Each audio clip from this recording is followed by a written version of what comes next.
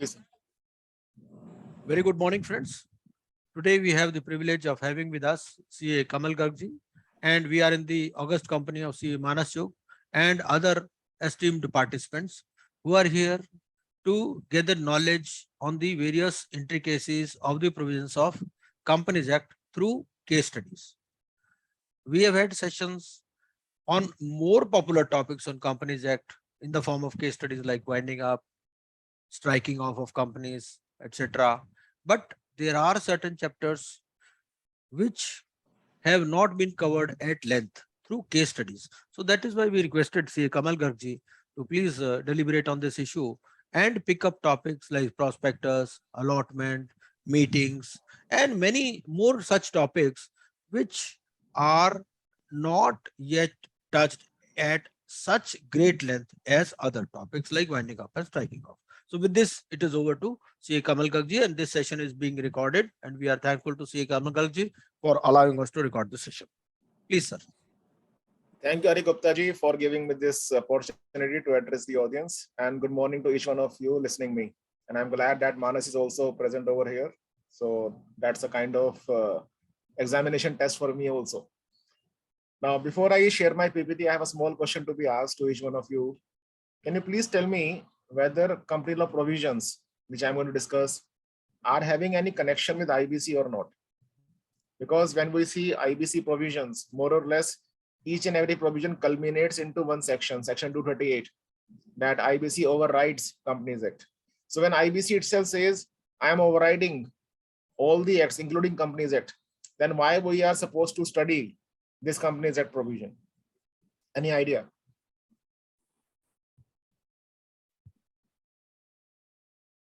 I have certain case studies which are on my PPT. I will discuss those case studies, but there are certain more case studies which are in my experience. So I will discuss those studies in oral mode. So when I will be rushing towards the close of my session, I will be discussing those case studies in oral mode so that you can have a good synchronization of what Companies Act says and what IBC says, and then we can have a tandem theory. So any idea when IBC itself says that insolvency and bankruptcy code overrides all the provisions of all the other laws, then why we are going to study Companies Act? Any special aspect? So please take a... What comes to mind, sir, is basically when you're doing a CIRP, you're doing it of a corporate. And, when you're conducting it, there'll be aspects of company law which you need to take into account, like shareholding pattern and various other issues which are company related, to have a better understanding to conduct the resolution process. I can take this answer as right answer. So please try to understand the objective of two domains. When you come to IBC, the moral of IBC and the theme of IBC is insolvency resolution.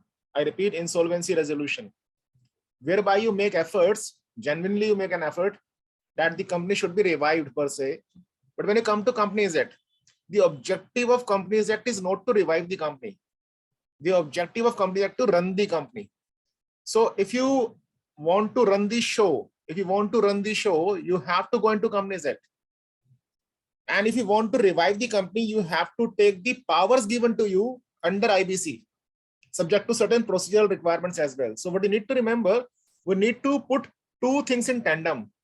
One is how to run the show. That how to run the show now will be dealt at two places. One is IBC and second is Companies Act. To take a very minute layman example, if you're going to conduct a meeting, then the minutes are required to be recorded. These minutes are required to be recorded not as per IBC, but as per Companies Act. But if you come to IBC, you have to conduct the meeting. And within what days, with what kind of quorum you have to conduct the meeting, that is being given by IBC.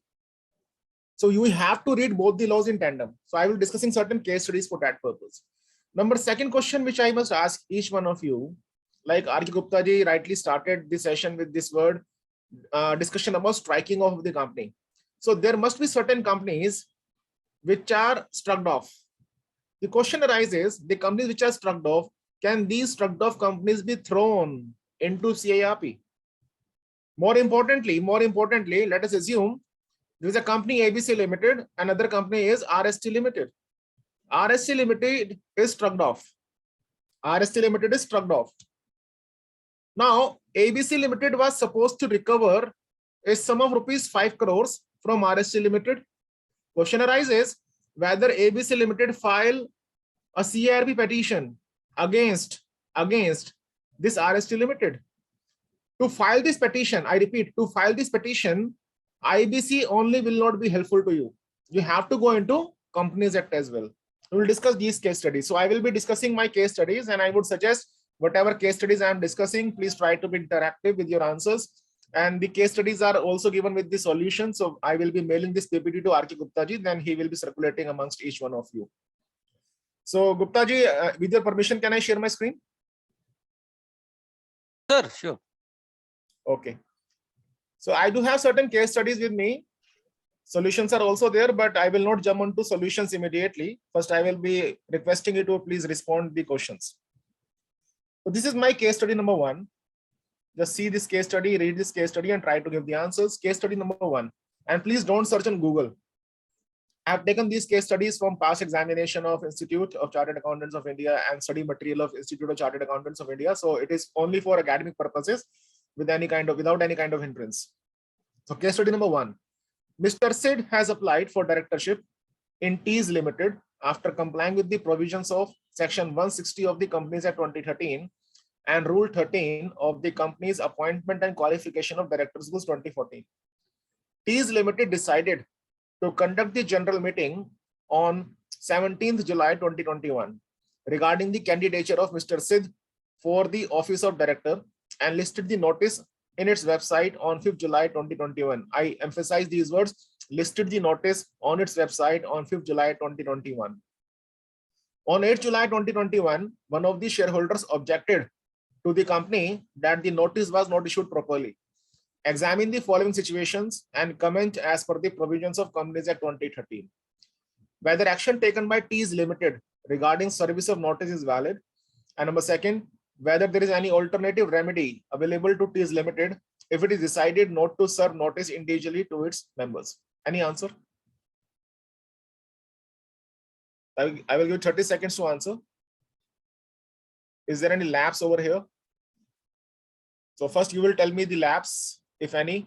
Then I will tell you whether this lapse is beneficial to you when you go for IBC proceedings under IBC law. So improper serving of notice to the director, whether it results in any kind of help in IBC. Any answer from any one of you? The notice is not prescribed only that it should be on the website. That is, it has to be a general notice in. It has to be general notice. Okay. Any other answer? Okay, before, at least one thing is surely certain. In this question, whatever happened is not right as per Companies Act. Let us assume for the time being that the notice being given is not right as per Companies Act. How this bad aspect which has taken place in Teas Limited could be helpful to you as IP if you are appointed as IP of Teas Limited. If I put the question in a much more simpler sense, you are appointed as IP of Teas Limited and you got to know that notice was not properly served for appointment of a director.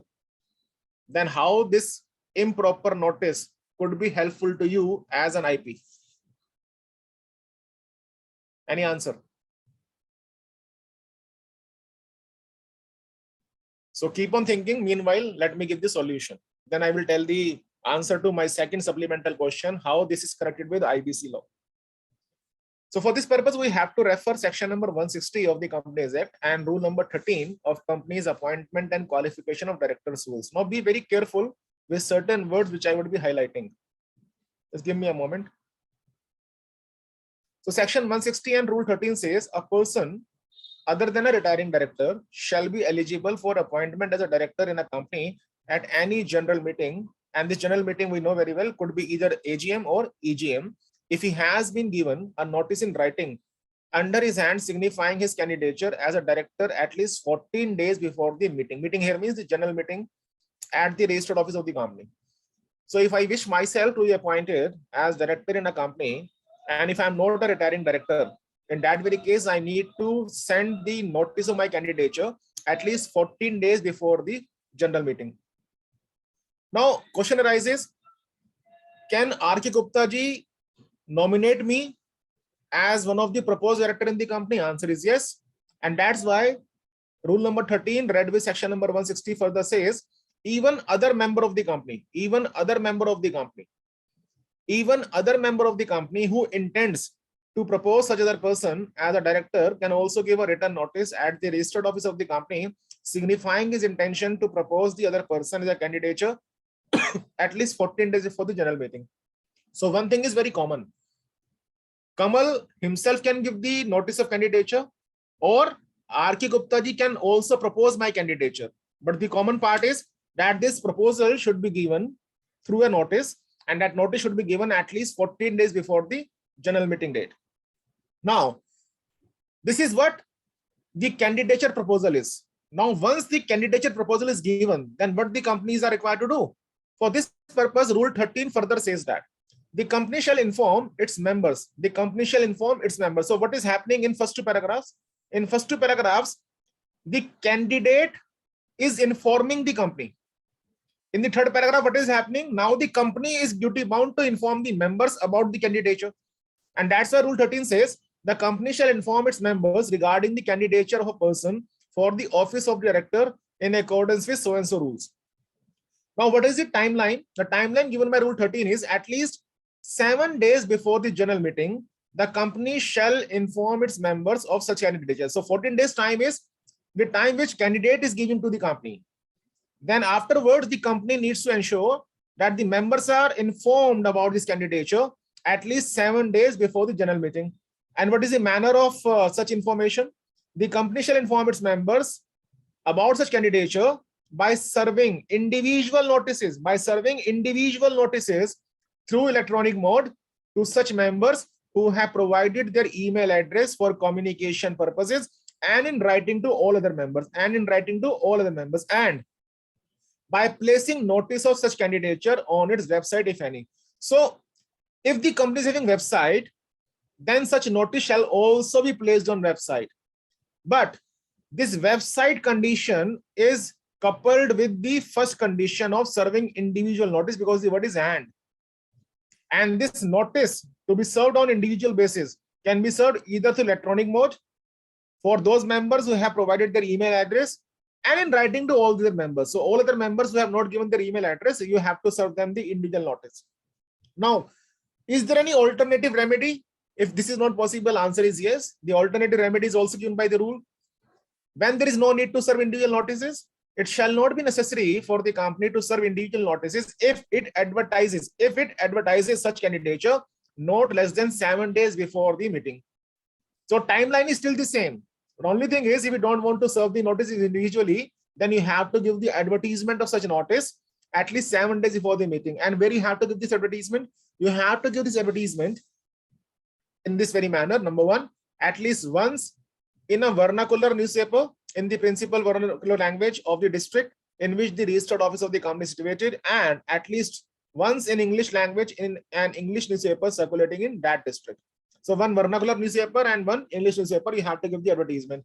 Now, having said that, if I come back to my question, the question was saying that the notice is placed on the website, and that's why there's a contravention. What is the contravention? Accordingly, in the instant case, the action taken by T is limited regarding service of notice is not valid, as no individual notices were served to the members, and neither had it advertised Mr. Sid's candidature in any vernacular newspapers and English newspaper as well. Placing the notice on website will not suffice. So that is what section 160 read with rule 13 concludes for the question. Now my question, which I asked orally, is still pending. How this contravention is useful to you in your duties as IP? So if you are the IP, what action you will take on the basis of this contravention? Any answer? You can even give the answer in chat box. Yes, any answer?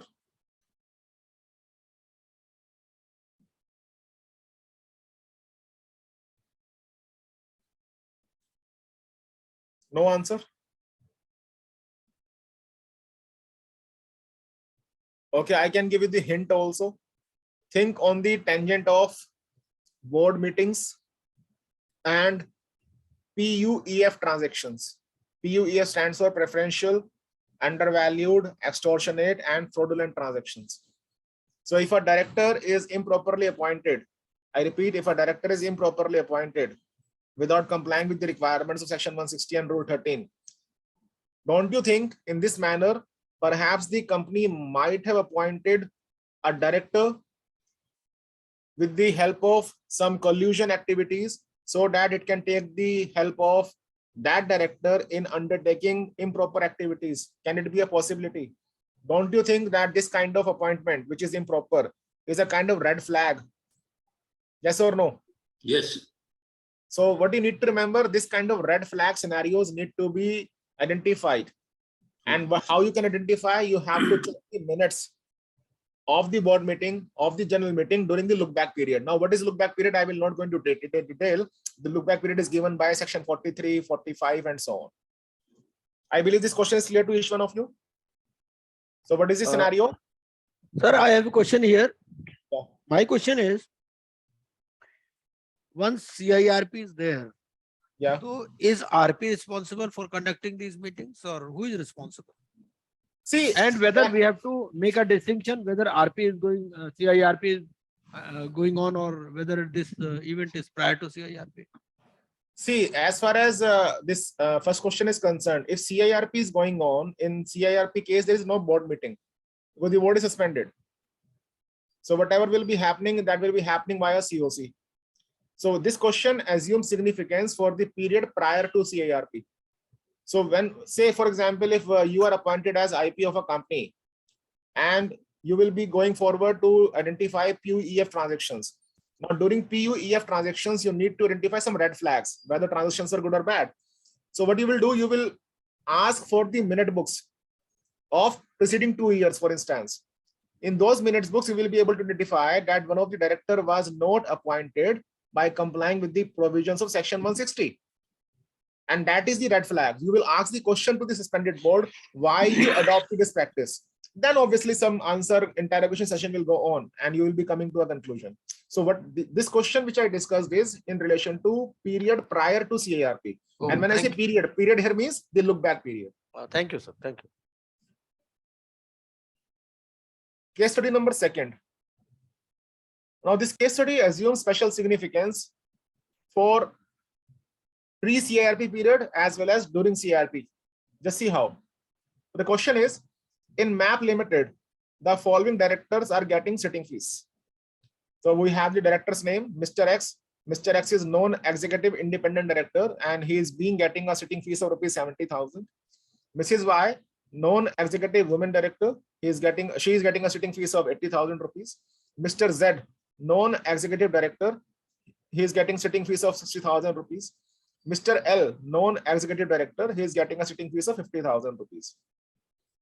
Now the question further says the board of directors of MAP Limited increased the sitting fees of Mr. Z and Mr. L to 1 lakh rupees each and continued the sitting fees of Mr. X and Mrs. Y at the old fees stated above. Referring to the provisions of Companies Act 2013, examine whether the decision of the board of directors to increase the sitting fees of few directors and maintaining the same sitting fees for remaining directors shall be deemed to be valid. Supplemental question over here is whether Mr. X, an independent director, and Mrs. Y, a woman director, shall be entitled for remuneration other than sitting fees, and if so, what shall be the maximum remuneration payable to each of them per annum in case the company has no profit and its effective capital is rupees 250 crores as at 31st March 2021. So any answer from your side? As far as first question is concerned, what is your answer? So the sitting fees of Mr. Z and Mr. L was increased, while the sitting fees of Mr. X and Mrs. Y was not touched upon. Any answer?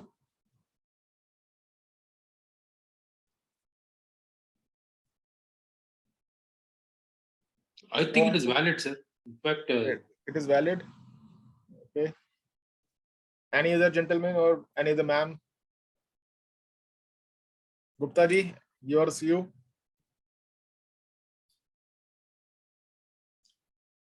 You know, in my experience, whatever little experience I have identified this very issue at length, whereby certain directors are inducted on the board who are good friends of the existing management, but are not falling within the definition of relatives. I repeat, this is the kind of practice which is happening in the corporates.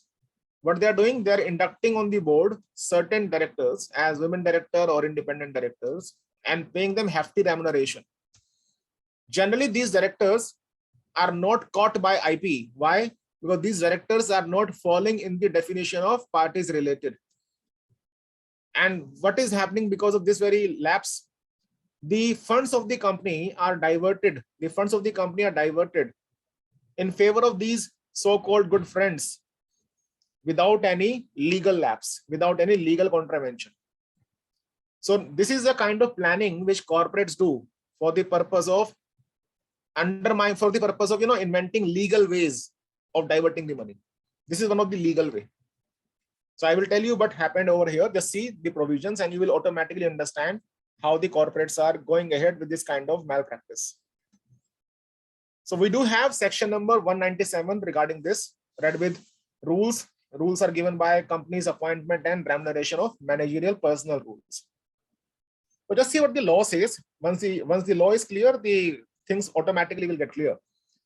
So section 197 subsection 5 says, a director may receive remuneration by way of a fee for attending meetings of the board or committee thereof, or for any other purpose whatsoever as may be decided by the board, subject to the conditions imposed by rule number 4 of Company's Appointment and Remuneration of Managerial Personnel Rules 2014 as under. Now be careful over here.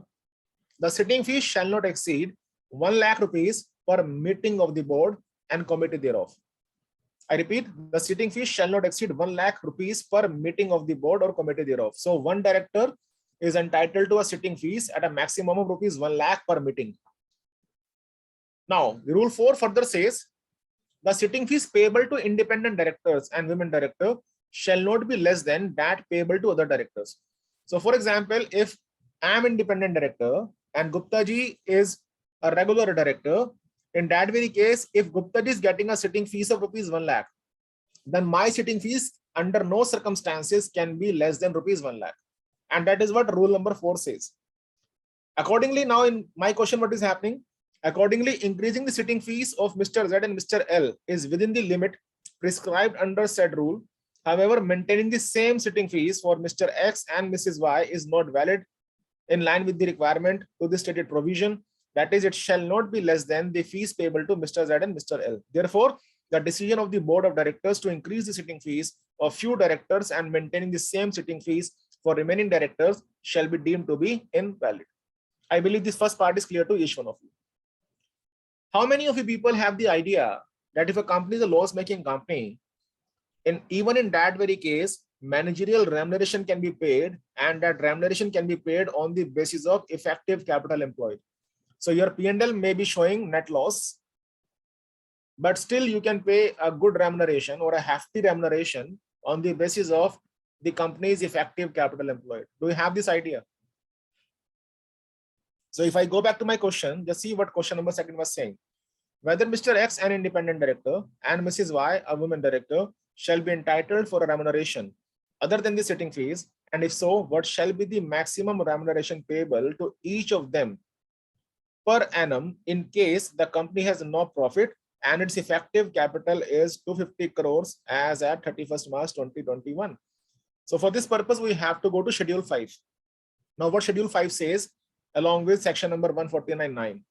So just see, according to proviso to section 149.9 of the Companies Act, if a company has no profits or its profits are inadequate, an independent director may receive remuneration exclusive of any fees payable under subsection 5 of section 197. This is nothing but sitting fees in accordance with provisions of Schedule 5. Now, Schedule 5 has given a slab, and that slab is given in 2 parts, part A and part B. So I will touch upon the relevant issue only. Now what Schedule 5 says, Schedule 5 specifies that where in any financial year during the currency of the tenure of managerial person or other director, a company has no profits or its profits are inadequate, it may pay remuneration to the managerial person or other director not exceeding the limits under table A and table B. So these are the slabs. So I'm not going into depth of the slabs. I will touch upon the relevant slab only. You can refer the Bear Act for the detailed slab. If you refer the slabs as given in Schedule 5, the slab do contain an explanation. For the purpose of Section 1 and Section 2 and Section 3, the term or other director shall mean non-executive director or an independent director. So in my question, there are two independent directors, that is Mr. X and Mrs. Y as non-executive women director. So this other director term here, if you see here, other director, what it says, other director shall mean non-executive director or an independent director. In my case, both the directors are there. One is independent and second one is non-executive. Now, as per this position, that is slab position, if in any financial year a company has no profits or its profits are inadequate, now be careful, the company shall not pay by way of remuneration any sum exclusive of sitting fees to its directors, including any managing or whole-time director or manager or any other non-executive director, including a woman director or independent director, except in accordance with provisions of Schedule 5. That is, now what is the slab saying? The slab says, if your effective capital is 250 crores, then the slab says the maximum remuneration that can be paid, on annual basis to each of the director shall not exceed rupees 24 lakhs plus 0.01% of effective capital in excess of rupees 250 crores, where the effective capital of the company is 250 crores and above. Now in my question, what is the effective capital employed? It is exactly rupees 250 crores. So accordingly, the maximum remuneration payable per annum to Mr. X, an independent director, and Mrs. Y, a woman director, who is also non-executive director, individually will be rupees 24 lakhs plus 0.01% of effective capital in excess of rupees 250 crores, where the effective capital is 250 crores and above. So in my question, it is exactly 250 crores. So what is the maximum remuneration payable? Mr. X will be entitled to rupees 24 lakhs per annum, plus Mrs. Y shall also be entitled to rupees 24 lakhs per annum. So overall remuneration payable to both is 48 lakhs per annum. Since in the given case, the effective capital of the company is 250 crores, therefore Mr. X and Mrs. Y can be paid maximum annual remuneration of 24 lakhs each. This is what company law says. Now, prima facie at a macro level, if you look out this solution, it appears that the remuneration which is being paid to Mr. X and Mrs. Y is valid. I agree, it is valid. It is valid. But as an IP, you have to be vigilant. Any transaction which appears to be valid may not be objectively valid. Such kind of heavy remuneration being paid, despite the company incurring losses, could be an indication that something fishy was there. And now, if I come to the real world scenario, in my example, this Mr. X and Mrs. Y, primarily in real world, what you will find, these are not falling in the definition of relatives, but they are good friends or close friends of the management of the company. So what management does, they will appoint these people as independent director or women director, and then they will pass on the funds of the company by using this Mr. X and Mrs. Y as conduit. And this is the way the people are diverting the funds. And this happens at a greater length. So I believe this point is clear to each one of you. And that is why I must say, Gupta ji rightly put up the case studies for today's session, that these case studies will give you the fair idea that whatever legally is valid need not necessarily be objectively valid. When I say objectively valid, it means that those legally valid transactions may give you a kind of red flag or a kind of vulnerable hint. Yes, the transactions are not in the right spirit. The transactions are not in the governance spirit. I believe this case study is clear to each one of you. Any doubt over here? Yeah, I have one question. Yes, sir. In the case studies, I think you are talking about the sitting fees which are to be paid. Yeah. And this explanation, because for all directors, irrespective of whether they are getting higher or lower or whatever it may be, it is the sitting fees is the question, not the annual remuneration. Now No, sir. here, if you see the explanation, exclusive of sitting fees. So whatever thing you are talking about is related to annual remuneration and not on the No, sitting sir. I fees. believe you have not read my question carefully. There's some First part of confusion. There's a first part confusion of the on question is about sitting fees. Okay. Second part is, other than sitting fees, are they entitled for any other remuneration? Okay. Thanks. Got my answer. Okay. Okay. Any other doubt from any other participant? Sir, I have one doubt here. Yeah. Whether paid means actual payment, in case there is no cash flow, then whether it can still be paid? See, as far as the word payment is used in the law, that payment means it could be created as a liability or it can be de facto made a payment. So it will include both paid and payable. Because if you see the words your company shall not pay. So what can happen? The year is getting closed, say on 31st March 2022. You are making annual calculations, and when you will make annual calculations, you will pass a journal entry, managerial remuneration account debit to remuneration payable account, and that remuneration payable account will be 24 lakhs plus 24 lakhs. So 48 lakhs will be shown as an outstanding amount. Now, when you want to pay, you can pay in the next year. When you will pay in the next year, the company may not have good cash flows, that is operational cash flows. They may pay out of the borrowed funds. So legally, this will be appearing as good transaction, no? But yes, this way the amount borrowed from the bank is diverted. And sir, any implication in income tax? We are creating liability, we don't have funds. Sir, as far as income tax is concerned, I will take apology because I'm not good in income tax law. So I will not be able to answer that income tax issue. But to the best I can answer as far as income tax is concerned, income tax has no connection with this very issue. So if you're claiming this amount of managerial remuneration as an expenditure, it will make your loss to be carried forward to next year on an escalated side. Because this remuneration is allowed as far as income tax act is concerned. One question I have, sir, here is once CIRP commences for this company, yeah, the board gets superseded, right? So yes, all these decisions will not be applicable once the CIRP process starts. Am I right? Sir, you're right. That's why I'm saying that this very issue is about the look back period. Correct, sir. So this can get stopped during the CIRP period. Obviously, yes. Because yes, during CRP, the board itself is dissolved, no? Correct. So no remuneration will be payable, and Yeah. post how the resolution applicant deals with it is a different issue. Am I right, sir? But why this is important? This is important for two reasons, sir. One is that this may lead to an indication that something is fishy and it is falling in the preferential transaction, number one. Number second is these people, that is these directors, are operational creditors also. And they may file a claim to you that this is my operational debt and you have to pay me. So during the course of collation of the claim, you have to also decide whether this claim is a genuine one or a fabricated one. Okay. So that fabrication scenario will go into a harmony of PUEF transaction. Are you getting my point? Yeah. So that's why I'm saying when I started my session, I told you that companies that per se is overlooked because we are more traveling into IBC. So when you go to IBC, always you're welcome, but please do refer companies at provisions also.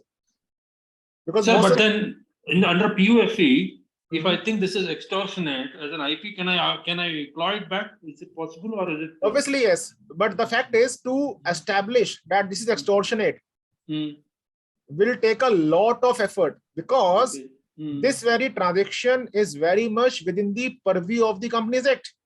Correct. So now how you will establish this is extortionate? To establish that this is extortionate, you need to take the help of Indian Contract Act, section number 14 to section number 19. You can take a note of these sections. I will not go into detail. Plus, you have to check out the industry data also. Whether similar industries in similar circumstances are also paying this much of remuneration. So you have to be objectively evaluating this scenario, why so much of heavy remuneration is being paid. So this could be extortionate. This could be preferential also if the remuneration is paid within the same year. That means prior to CIRP. Am I clear, sir? Yes, yes, sir. Yes. Okay. Thank you. See this question. Sigma Limited is ordered to be wound up compulsorily by the tribunal. The commencement date of winding up is 30th July 2019. Mr. Rajesh is the company's liquidator. There were few onerous properties that Mr. Rajesh was unaware of and could not be disclaimed by 29th August 2019. Meanwhile, Mr. Mahesh applied with the tribunal to claim an interest in the disclaimed property. Referring to the provisions of Companies Act 2013, examine whether Mr. Rajesh can disclaim those properties after 29th August 2019. And number second, what the order can be made by the tribunal after hearing of Mr. Mahesh application. First of all, please tell me, do you have any idea about what is the concept of onerous property? Or I should put my question in a different way. What is the concept of disclaiming the onerous property by the liquidator? One is where the ownership is not clear, sir. Ownership of title. Ownership is under doubt. Okay, I can take this example. Any other example? Some circular transaction, layered transaction in terms of properties passing on one to another. Okay. Can I say that? Can I say that there is a property and liquidator is not able to find the buyer, or the liquidator assumes that I will not be able to sell this property out? So can I say that property could be taken as onerous? There is an answer in chat box, sir. But Where this liability on a property is more than its benefit.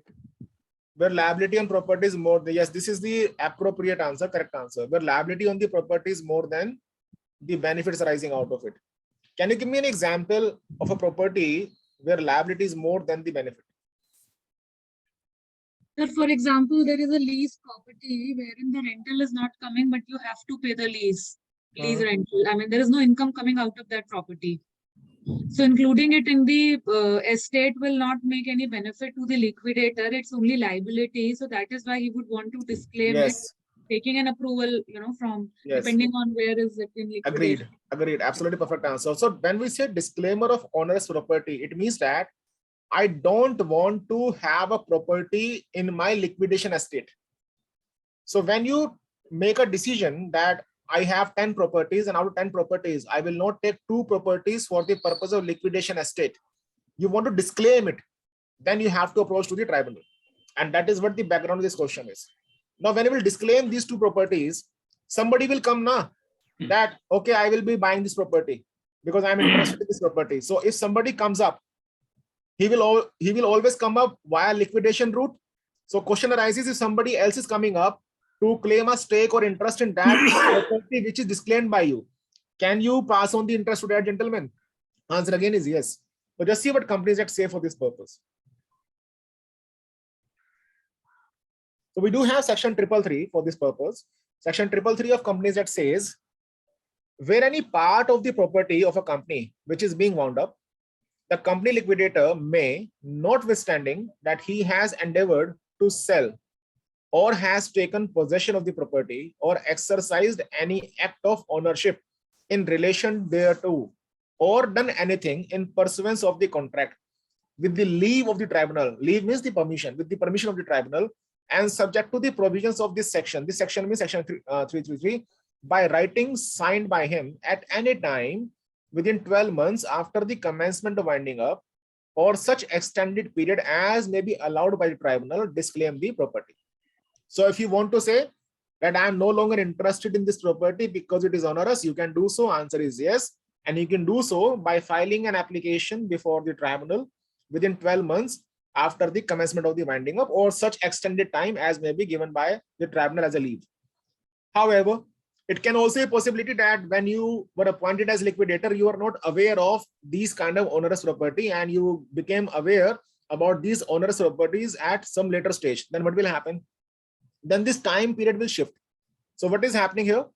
Where the company liquidator had not become aware of the existence of any such property within 1 month from the commencement of the winding up, the power of disclaiming the property may be exercised at any time within 12 months after he has become aware thereof, or such extended period as may be allowed by the tribunal. Just see once again, where company liquidator had not become aware of the existence of any such property within 1 month, from the commencement of winding up. The power of disclaiming the property may be exercised at any time within 12 months after he has become aware. So just see what is the time difference. Here it is 12 months after the commencement of winding up, and here it is within 12 months after he has become aware thereof, or such extended period as may be allowed by the tribunal. So accordingly, in my question, what will happen? Mr. Rajesh, the company's liquidator, can disclaim those properties after 29th August 2019 at any time within 12 months after he has become aware thereof. Now, what about the second person, Mr. Mahesh, who is claiming the interest? So for this purpose, the law says the tribunal may, on an application by any person who either claims any interest in any disclaimed property or is under any liability not discharged under this act in respect of any disclaimed property, and after hearing any such persons as he thinks fit, make an order for vesting of the property in or delivery of the property to any person entitled thereto, or to whom it may seem just that property should be delivered by way of compensation for such liability as aforesaid, or a trustee for him, and on such terms as tribunal considers just and proper, and on any such vesting order being made, the property comprised therein shall vest accordingly in the person named therein in that behalf, without any conveyance or assignment for the purpose. I am emphasizing certain words. Please note my voice tone, then I will come to a question. So please focus on my voice tone where I am emphasizing. The tribunal may, on an application by any person, number one, who either claims any interest in any disclaimed property or is under any liability not discharged under this act in respect of any disclaimed property. Just see, is under any liability not discharged under this act in respect of any disclaimed property. Then the property comprised therein shall vest accordingly in the person named therein in that behalf, without any conveyance or assignment for the purpose. Now let me put the question on screen. Try to answer my question. So I'm typing something on screen. Please try to resolve my query. There is a company, say RST Private Limited. It is under liquidation. There is other company, say LMN Private Limited, and it is under CIRP. LMN Private Limited, sorry, RST Private Limited is liable for a sum of rupees 10 crores to LMN Private Limited. RST Private Limited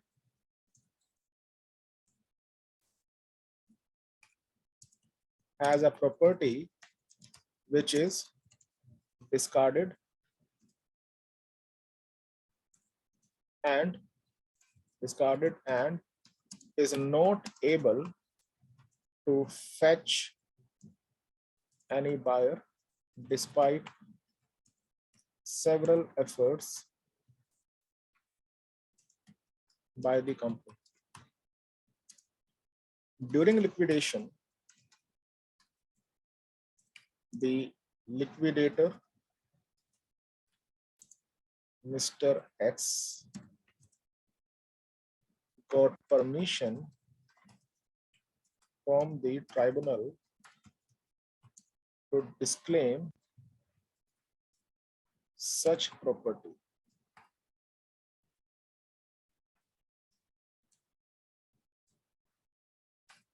The IP of LMN Private Limited is of the view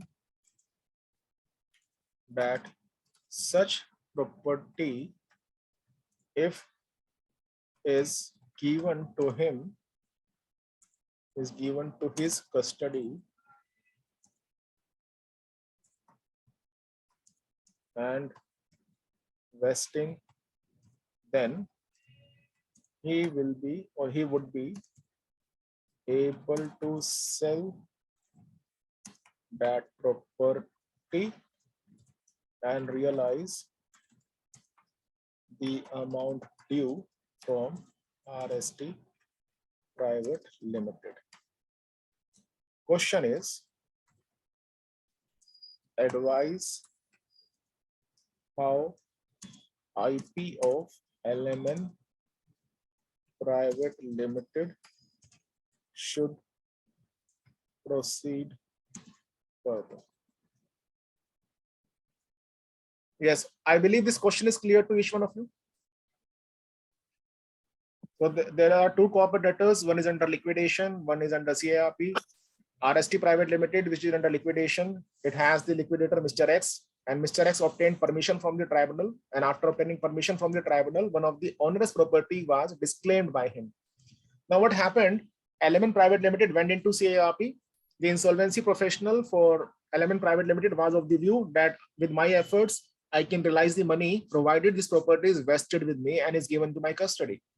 So now question arises, how IP, insolvency professional of LMN Private Limited, should proceed further to take into custody and vesting, of this onerous property, which at present is under the custody and vesting of RST Private Limited liquidator. Any answer? Sir, LMN Private Limited will apply to the tribunal. Can you take back to the previous screen where the section was written? Yeah, so he can apply to the tribunal because it says that any person, so it could be even living or artificial. So company is covered in that, and he is claiming an interest. So he can apply to the tribunal for the custody of this property. There was another line which you mentioned, by way of compensation of such liability as aforesaid. So in lieu of those 10 crores, he is asking this property, and then you mentioned the property compromise therein shall vest accordingly in the person name. So the property will be transferred in lieu of those 10 crores to LMN Limited and LMN's name, and no conveyance deed or stamp duty would be applicable in this transfer, is what I have understood. Yes, absolutely perfect. So you deserve a big applause because this is the perfect answer without any flaw. Thank you, sir. So what you need to understand, each one of you, for this purpose, in my question, the IP will have to move to the tribunal, not only through IBC, but also through Companies Act. So the petition will be filed before tribunal.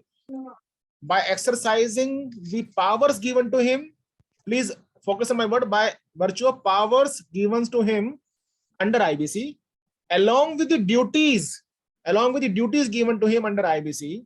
But how he will move? He will have to move in accordance with section number 3337 of the Companies Act. So here IBC and company law will go hand in hand. No, now, what will happen? Just give me a moment, sir. What will happen? This property, the tribunal will order that it should be delivered to IP of LMN Private Limited. The question arises, once this property will be delivered, whether it will be subjected to any conveyance deed and stamp duty thereon. Answer is no, because it is vesting of the property and not transfer of the property. So that's the reason this section itself says without any conveyance or assignment for the purpose. So stamp duty is not applicable in such kind of scenario. So whatever the answer was given by ma'am, I endorse that answer. That answer is perfectly all right. Sir मेरा एक बच्चों वाला सवाल है sir. सवाल ये है कि ये जो 331(6) लिखा है सर, ये 331(6) या 333 तो नहीं है? टाइपिंग एरर हो गया सर. इसीलिए सर मैं इसीलिए पूछ रहा था. ये टाइपिंग एरर 337 है सर. 333 है sir. Thank you, sir. I have a basic question. Yes, sir. You have nicely explained about the Companies Act provision about 333(7) and all those things, and your explanation is under the Companies Act 2013 exclusively. Now you are putting answer in IBC, which IBC, why are you mixing? Because you are taking a shelter of Companies Act and answering the IBC sir. Question. I'm totally confused with this. I apologize, sir. You have again not read my question properly. Just see the third bullet point.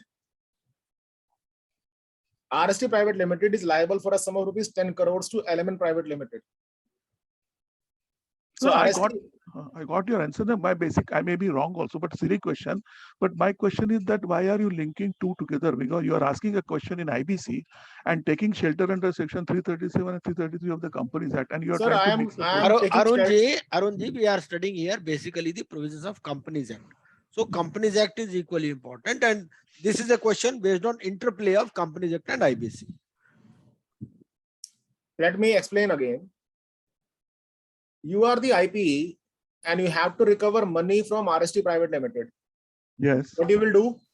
You'll file a claim to RST Private Limited. yes, Now RST Private Limited is under liquidation. yes. Liquidator will take its own recourse to pay you off. Because you cannot override the liquidator, neither the liquidator can override you. Mm-hmm. Liquidators are appointed by the courts. Mm-hmm. Now, having said that, the question arises, you will be asking RST Private Limited that pay me rupees 10 crores. Liquidator will say, I don't have money to pay you off. Then what you will do, you will check the documents of the liquidator and you will come across, because the documents are available publicly also. You will get to know that there are certain properties of RST Private Limited in which the liquidator is least interested. He is not interested to sell them off.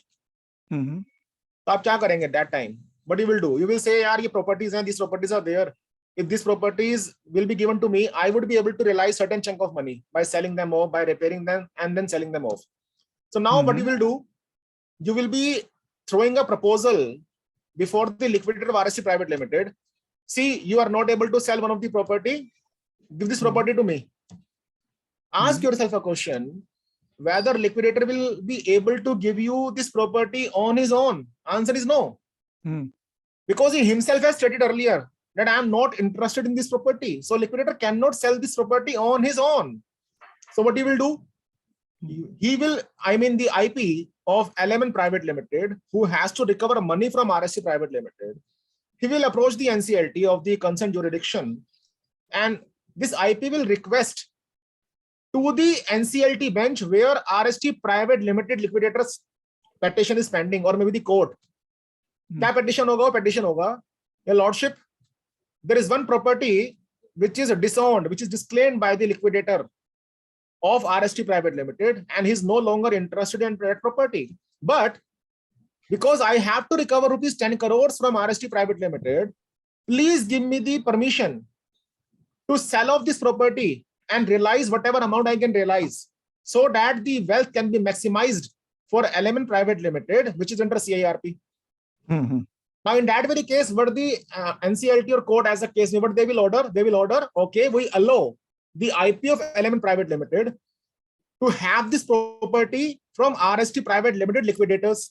And this allowance by the judiciary is known as vesting of property in favor of IP. अब IP के पास property आ जाएगा, Element के पास, then what IP will do? IP will do its own efforts ना, चाहे property को repair करे या कुछ भी auction करे, कुछ भी करे. So what is happening? A property which was kicked out by the liquidator of RST Private Limited and was of no use to any of the creditors of RST Private Limited. The IP of Element Private Limited jumped in between and stated, please give this property to me and I will see what to do. That is the core intention. Now, why I mixed up? IP has no powers under Companies Act to claim this interest under the Companies Act. How IP will move to the tribunal? He will move to the tribunal and will say, under section 17, 18 and 19 of IBC, it is my duty to ensure that companies' funds are realized, which are recoverable. And because I'm not able to realize this money through the liquidator or the corporate debtor RST Private Limited, I am before you, your lordship, to help me to take the advantage of section 333, which is available to the liquidator. Are you getting my point? Yes, yes. And that is how there is an interconnection between these two. Yes, that is the interconnection. Sir मेरा एक दो छोटे छोटे सवाल है sir. एक तो ये है कि once a property is disclaimed, so what is the accounting? If it is removed from the books, how he will come to know? उसका जो IP है या RP है, मान लीजिए ये प्रॉपर्टी डिस्क्लेम हो गई, ठीक है ना सर, ट्रिब्यूनल ने ऑर्डर दे दिया भाई डिस्क्लेम कर दो, डिस्क्लेम करके इन्होंने बुक से निकाल दी वो प्रॉपर्टी। अब बुक से जब निकाल दी तो उसको कैसे पता चलेगा ये कि यहाँ है नहीं है इसके पास, पहली बात। और सर दूसरी बात ये कि क्या इसमें कोई टाइम पीरियड भी है क्या, कि एक बार इसने एडजुडिकेशन दे दिया एडजुडिकेटिंग अथॉरिटी ने कि भाई ठीक है डिस्क्लेम कर दी, ठीक है ना, अब उसके बाद कोई टाइम पीरियड भी है क्या जिसके बीच में ये क्लेम कर सकते हैं, या कोई टाइम पीरियड नहीं है, कभी भी 10 साल बाद भी उसको उठा सकते हैं, क्या चीज है? मान लीजिए डिसोल्यूशन नहीं हुआ कंपनी का, है जी, तो कितना पीरियड है, किस तरह से? तो please sir elaborate on this. Sir पहले क्वेश्चन पे आते हैं। If the property is disclaimed by the liquidator, in that very case this is a very much a public document, because जो ऑर्डर पास होगा डिस्क्लेमिंग का वो तो site पे मिल ही जाएगा आपको, number 1। Number 2, when the property disclaimed you have to mention the fact of such disclaimer in your statement of affairs, not books of accounts. So जो liquidator का statement of affair बनता है उसमें इसको बताया जाता है कि मैंने ये property disclaim कर दी है. So this is very much a public document and that is available on the respective websites of the NCLT for whatever order is passed. Because if you see section 333, what the section says, NCLT or the tribunal has to allow such disclaimer. जब अगर आप देखेंगे ना यहाँ पे, yes sir, if the leave of the tribunal and subject to provision of this section, the tribunal may allow disclaiming the property. So tribunal का order तो site पे मिल ही जाएगा मुझे, and because मैं IP हूँ तो I have to also vigilant ना, I have to keep a wait and watch on what is happening in my books regarding the amount recoverable. तो मेरे को वो wait and watch रखना पड़ेगा, eye रखना पड़ेगा कि क्या हो रहा है जिनसे मुझे पैसा लेना है. And depending upon that, obviously, I will be going to the website of NCLT, maybe Mumbai bench, maybe Allahabad bench, and then I will download the orders there से. एक चीज, ये वाली बात क्लियर है गुप्ता जी? बिल्कुल ठीक है सर, हाँ जी। अब सेकंड चीज पे आते हैं, what is the time period in which I can claim my interest? For this purpose company law per se is silent, but yes, to my personal understanding, since liquidation needs to be completed within 1 year, this interest must also be claimed within that 1 year of commencement of winding up. So this period of claiming the interest goes in tandem with the period of liquidation conclusion. दोनों चीजें साथ साथ चलेंगी। ये logical लगता है, answer logical लग रहा है। सर एक छोटा सा क्वेश्चन और, अब सर मान लीजिए जो डिस्क्लेम्ड प्रॉपर्टी होती है, मान लीजिए कोई फिजिकल प्रॉपर्टी, तो वो जाती कहाँ है? कहीं तो रहती होगी ना, प्रॉपर्टी तो है ही ना। सर वो प्रॉपर्टी डिस्क्लेम हो जाती है जब कंपनी का लिक्विडेशन ऑर्डर आ जाता है। So whatever disclaimed property is there that will be transfer to liquidation fund account, जो जैसे हमारे पास इन्वेस्टर एजुकेशन प्रोटेक्शन फंड होता है, ओके सर, ऐसे लिक्विडेशन के लिए भी एक फंड बनाया जाता है, उसके अंदर ट्रांसफर की जाती है। The same thing is there in IBC also. Okay sir, okay. So primarily it will vest with the government. कभी ऑक्शन होना होगा, कभी कुछ होना होगा तो होगा। Okay sir. Sir, one related question, if you don't mind. Sir, supposing the property is a piece of land where the taxes have exceeded the value of the land, right? As an IP, can I take protection that the taxes need not be paid because it's no, okay, because the there's a reason. There's a reason. Onerous properties will arise only because of contractual disputes, not because of statutory legislation. Okay. No, because you said the correct answer is where the liability exceeds the benefit. Liability means contractual. Liability means, that was one of the example. Okay. So whatever answer I found in chatbot, that is one of the examples. So onerous things can arise because of several reasons. One of the reason is the liability exceeds the benefits. Okay. But that liability here means the contractual liability. Like for example, let us take an example to make you people understand. We have amusement parks. Like in Delhi, there used to be Appu Ghar. So we have amusement parks, and this amusement park is on lease. The lease contract was saying that you have to pay us penalty of rupees 10 crores if you wish to exit from the lease contract on premature basis. Lease contract was for 5 years. And the contract was saying if you will make an exit out of lease contract prior to 5-year period, you have to pay us a penalty of rupees 10 crores. The lease rent was say rupees 5 lakhs per month or so. This COVID pandemic came and nobody was visiting the amusement park. Correct. So what happened? There was no earning, and the lease rent was supposed to be paid out of the past earnings only. Now the company was in a fix. Shall we remain in the contract of lease or shall we exit? Both ways they are going to be beaten up, na? Correct, sir. Correct. That is known as onerous contract. Okay. So this onerous, we have to take it from the contract act, sir, or? Yeah, it more or less it will depend upon case to case basis, or Okay. we can have this understanding. Hmm. All those cases other than the cases of statutory liabilities can be onerous in most of the reasons. So income tax pay करना, income tax की liability है, और say भी listing fees liability है, that cannot be taken as onerous. Okay, but then anything related to immovable property, suppose that 10 crores rupees that particular company doesn't have or something, or it is an onerous property, or he has disclaimed that thing. Say example, I'm telling you, suppose in Mumbai, suppose there is a huge bungalow owned by that particular person, say about it costing around 50 crores now, as the market value or thing. And the liabilities are equivalent to liability, I'm talking about the statutory in continuation with the earlier question, which is say about more than 30-40 crores or something, or equal to so and so. So what benefit I should get out of that? Because this is not a contract, this is basically immobile property or bungalow owned. But the statutory liability more.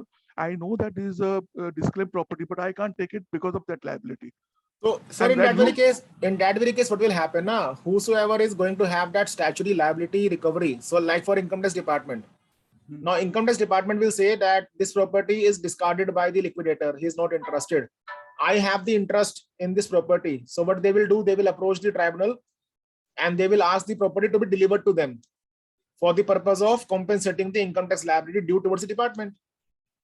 Otherwise, what will happen? They will lose entire amount of the claim. Okay, okay. So that means that company has to pay to the income tax department in discharge of earlier liability. Yes, obviously. किसी ना किसी का तो interest होगा ही ना, sir. And then he can realize, and he gets a good title out of it.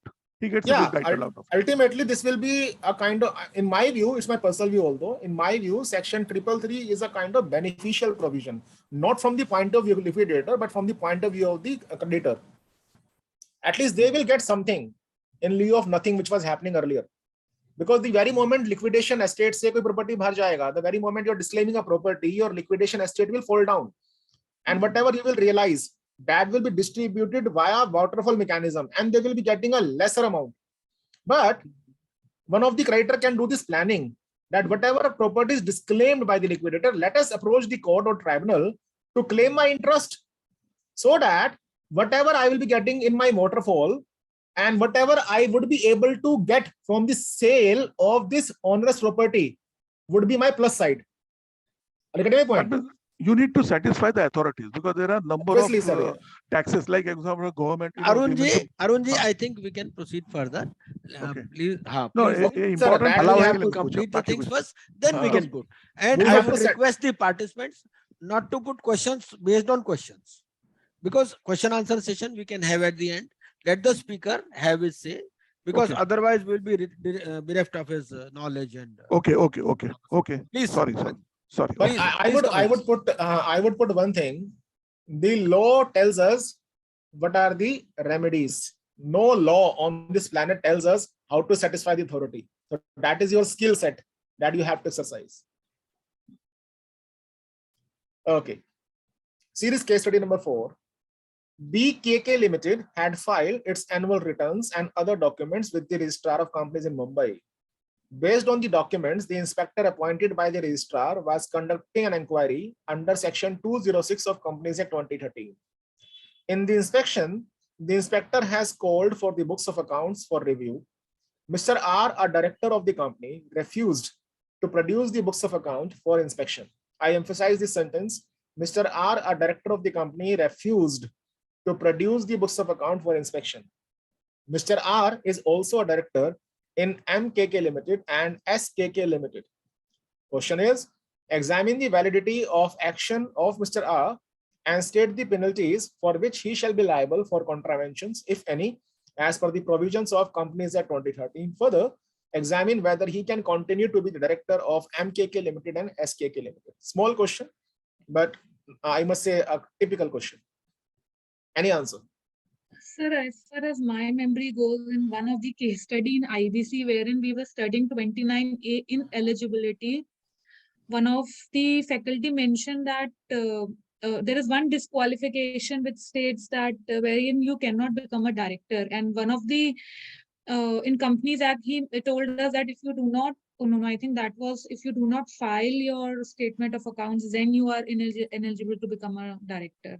where he refused. No, I'm sorry. I think I mixed up two topics. So your answer is the theme because of which I kept this question. I Yes, it's something- emphasize one sentence once again. The sentence is Mr. R, a director of the company, has refused to produce the books of account for inspection.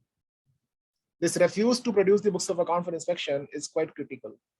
Think on these lines and also think on the lines for the answer given by the ma'am. Yes, any answer? Okay, think on this line, whether this refusal by Mr. R could lead to any kind of implication under section 29 capital A of the IBC.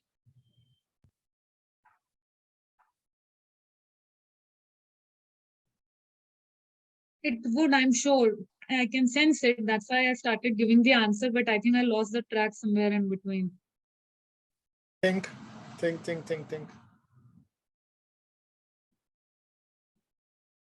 Okay. चलो इसको जरा देखते हैं. So one question I'm still deferring, section 29A implication. In my personal experience, this of the case study is least looked after by the IPs when they evaluate section 29A application, section 29A implications. Just see what the background is. So we have to refer section 207 of the Act, I mean the Companies Act. So what section 207 says, where the registrar or inspector calls for the books of account and other books and papers under subsection 1 of section 206. Just give me a moment. I'm reading this very paragraph. It shall be the duty of every director. I'm sorry. It shall be the duty of every director, officer, or other employees of the company to produce all such documents and to furnish with such documents, furnish with such statements, information, or explanations in such form as may require, and to render all assistance in connection with such inspection. Let us stop here. So section 207 read with section 206 cast a duty on each officer of the company, including directors, to produce the documents being called for by the inspectors. Now, what will happen if these documents being called for are refused to be produced? For this purpose, we have subsection number 4. Now, subsection 4 is having 2 limbs, and these 2 limbs are quite critical for all of us. First limb gives the penalty. Second limb gives the disqualification. Now be very attentive. First part, that is 2074 clause 1 says, if any director or officer of the company disobeys the direction issued by the registrar or the inspector under this section, the director or the officer shall be punishable with imprisonment, which may extend to 1 year, and with fine, which shall not be less than 25,000 rupees, but which may extend to 1 lakh rupees. So this is the monetary fine and imprisonment thereof. Now, for my question, that is 29A implication, this second part is quite critical. Now, second part says, if a director or an officer of the company has been convicted of an offense under this section, please remember these words, has been convicted of an offense, So conviction is the prerequisite. Has been convicted of an offense under this section, the director or the officer shall, on and from the date on which he is so convicted, be deemed to have vacated his office as such, and on such vacation of office, now be careful, shall be disqualified, I emphasize the word disqualified, from holding an office in any company. The words are any company. Now, what will happen in my example? Accordingly, the action of Mr. R, the director of BKK Limited, is in contravention to the stated provision as regards production of books of accounts called for inspection. Therefore, he shall be liable and punishable with the imprisonment of so and so period and for so and so fine. And also on conviction under the section, Mr. R, on and from the date on which he is so convicted, be deemed to have vacated his office from BKK Limited, and on such vacation of office, he shall be disqualified from holding an office in any company, that is MKK and SKK Limited, and so cannot continue to be director in these companies. Now, the main agenda of putting this question on the screen was, most of the insolvency professionals and other legal professionals as well, they are not getting the attention of section 29A words. Section 29A says, if a person is disqualified from being appointed as director under the provisions of Companies Act, then he cannot be resolution applicant. That is what section 29A says. Most of the people are under a misconception that disqualification upon a director arises only under section 164 of the Act. It is not so. Under Companies Act 2013, disqualification of director arises at two places primarily. One is section number 164 and second is section number 207 subsection 4 clause 2nd. So now, if you're IP of a company and if some director is trying to be resolution applicant, please do check whether he is disqualified or not under section 207(4) second of the Companies Act. And the answer is yes, he will be ineligible resolution applicant. So whatever answer was given by ma'am, this answer was correct. Only one thing I need to supplement is that disqualification can be of two types. One is the disqualification under section 164 and secondly disqualification on account of section number 207(4) clause 2nd. I believe this question is clear to each one of you. If you have any doubt, you're most welcome. Absolutely clear. Absolutely clear. Total clarity. So this is the precaution which I was referring to. This precaution is must. So disqualification means either a section 164 or 2074 or both, as the case may be. See this question. Referring to the provisions of Companies Act 2013 and Companies Registered Valuer and Valuation Rules 2017, answer the following. Number 1 and number 2, respectively, are Mr. Shah was convicted by the court in case of valuation report issued to X Limited for preferential allotment to angel investors. The valuer made no due diligence and methods adopted while valuing the company intended to defraud its members. What will be the liability of Mr. Shah in the above mentioned conviction? Number 2, Mr. Ravi, a chartered accountant, was convicted by the court to civil offense dated 31st July 2012 for 10 years. On 1st August 2021, he wants to register himself as registered valuer. Can Mr. Ravi register himself as registered valuer? So any answer specifically for question number 2? I can excuse question number 1 because question number 1 more or less is dealing with the quantum. But what about number 2? He cannot register, sir. He cannot register, the reason being? As per the rules of registered valuer given by IBBI, he should not be convicted for any offense. No? So there is any timeline for that periodicity? I think, sir, 7 years. Yeah, maximum. 7 years is the timeline. Yes. So just have a look out. A simple question only. So if I come to the first part is Mr. Shah was convicted by the court for valuation report wherein he made no due diligence and conducted valuation with the intention to defraud the members of the company. Hence, he shall be liable to the following. According to section 247(4) of the Act, if the valuer has contravened the provisions of section 247 with the intention to defraud the company or its members, he shall be punishable with imprisonment for a term which may extend to 1 year and with fine which shall not be less than rupees 1 lakh, but which may extend to rupees 5 lakhs. Where the valuer has been convicted as given above, he shall also be liable to refund the remuneration received by him to the company. Please focus on these words.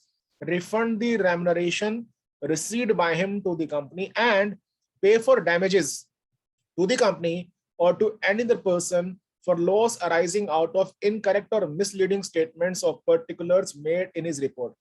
Please focus on these 2 points. The intention was these 2 points.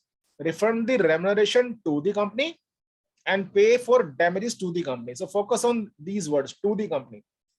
Please tell me, let us assume this valuation was carried out prior to CIRP period. And this conviction also took place prior to CIRP period. You are the IP. What will be your duty as an IP in respect of point number A and point number B? Any answer?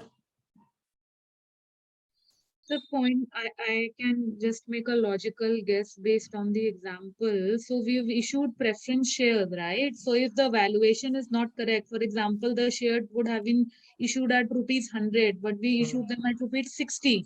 So that 40 rupee per share issued is the loss to the company. That's the damages. And obviously, whatever remuneration we would have paid him, I think both as an IP, we should recover both from the value. Yes, you have to recover both. You have to recover both because this is nothing but the asset of the corporator. So being an IP, you also need to be focused whether any conviction has taken place for any of the valuer or any other professional for that matter, whereby your company, I should say your corporator, is entitled to any kind of damage receipt, any kind of refund of remuneration, and so on. So this is first part. So the basic intention of covering this question is, in my personal experience, most of the IPs are not looking after this recovery episode. What is the recovery episode? Recovery of remuneration as a matter of refund, recovery of damages which was caused to the company because of that poor reporting. Now, what about second one, for which the answer was already there? According to registered valuer rules, a person shall be eligible to be registered valuer if he has not been convicted by any competent court for an offense punishable with imprisonment for a term exceeding 6 months, or for an offense involving moral turpitude and a period of 5 years has not elapsed from the date of expiry of the sentence. Proviso is important over here, provided that if a person has been convicted of an offense and sentenced in respect thereof to imprisonment for a period of 7 years or more, in that very case, he shall not be eligible to be registered. So once you are convicted for imprisonment and the period involved is 7 years or more, you are permanently disqualified.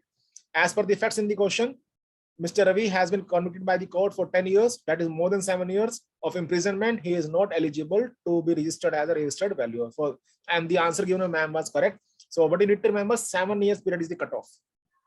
That we need to remember.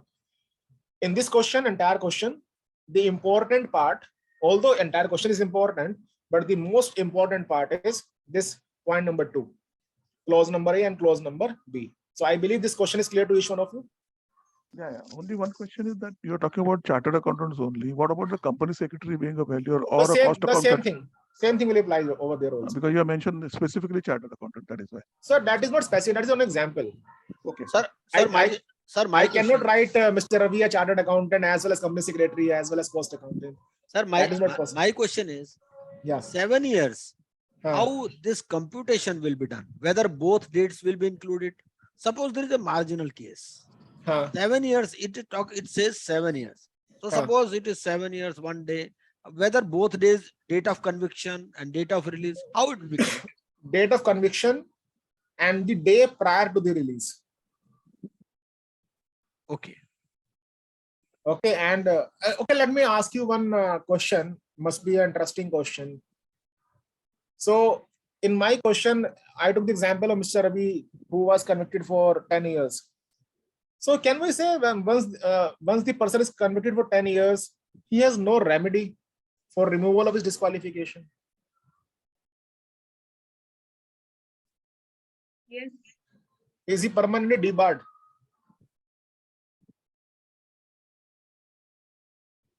Yes, as per the rules. As per the rules, and the rules themselves are the rules. Ask yourself whether this rule is a substantive procedure or not. I should not procedure provision. This rule is not a substantive provision. To my personal understanding, this rule can be challenged in the court, that this rule is somehow unconstitutional and is going beyond the Article 19 right, that is right to carry out business or profession. This can be challenged in the court. And to my personal understanding, once it is challenged, it will be tested in the court, and perhaps this kind of disqualification may be removed by the court itself. Are you getting my point? I was just thinking on the same lines, right to do business through a writ, maybe he can do, but could be. इसको हम ऐसे भी समझ सकते हैं. We can understand for this way. If somebody is given the life imprisonment and he is relieved after some time, once that life imprisonment period is over, will not be he eligible to earn his bread and butter? He would be allowed. So for that very purpose, this rule is yet to be tested in the court. Once it will be tested, it may be struck down. That is my personal view. But because nothing is happening so far, so we have to simply be academic. Okay. Number 6. The special court This question is from money laundering law, and I deliberately kept this question for one reason, a reason I will tell you later. But let us go through this case study first of all. The special court at Jaipur passed the final order that Mr. Rohit has committed the offences of money laundering. The special court ordered to confiscate the property of Mr. Rohit. However, his friend, Mr. Mohit, claimed that he is the beneficial owner of the property since he has given finance against the property and have encumbrance on it. Based on the above scenario, referring to the provisions of the PMLA, comment whether Mr. Mohit has encumbrance on the property after the final order having been passed by the special court, and conclude who has the vested interest in the property. Just to keep the question simple, I have used the name Mr. Rohit and Mohit. It could have been ABC Private Limited and XYZ Private Limited. So please see this question and try to answer. So a property was in the clutches of Enforcement Directorate, and that was ordered to be confiscated by the special court under Prevention of Money Laundering Act.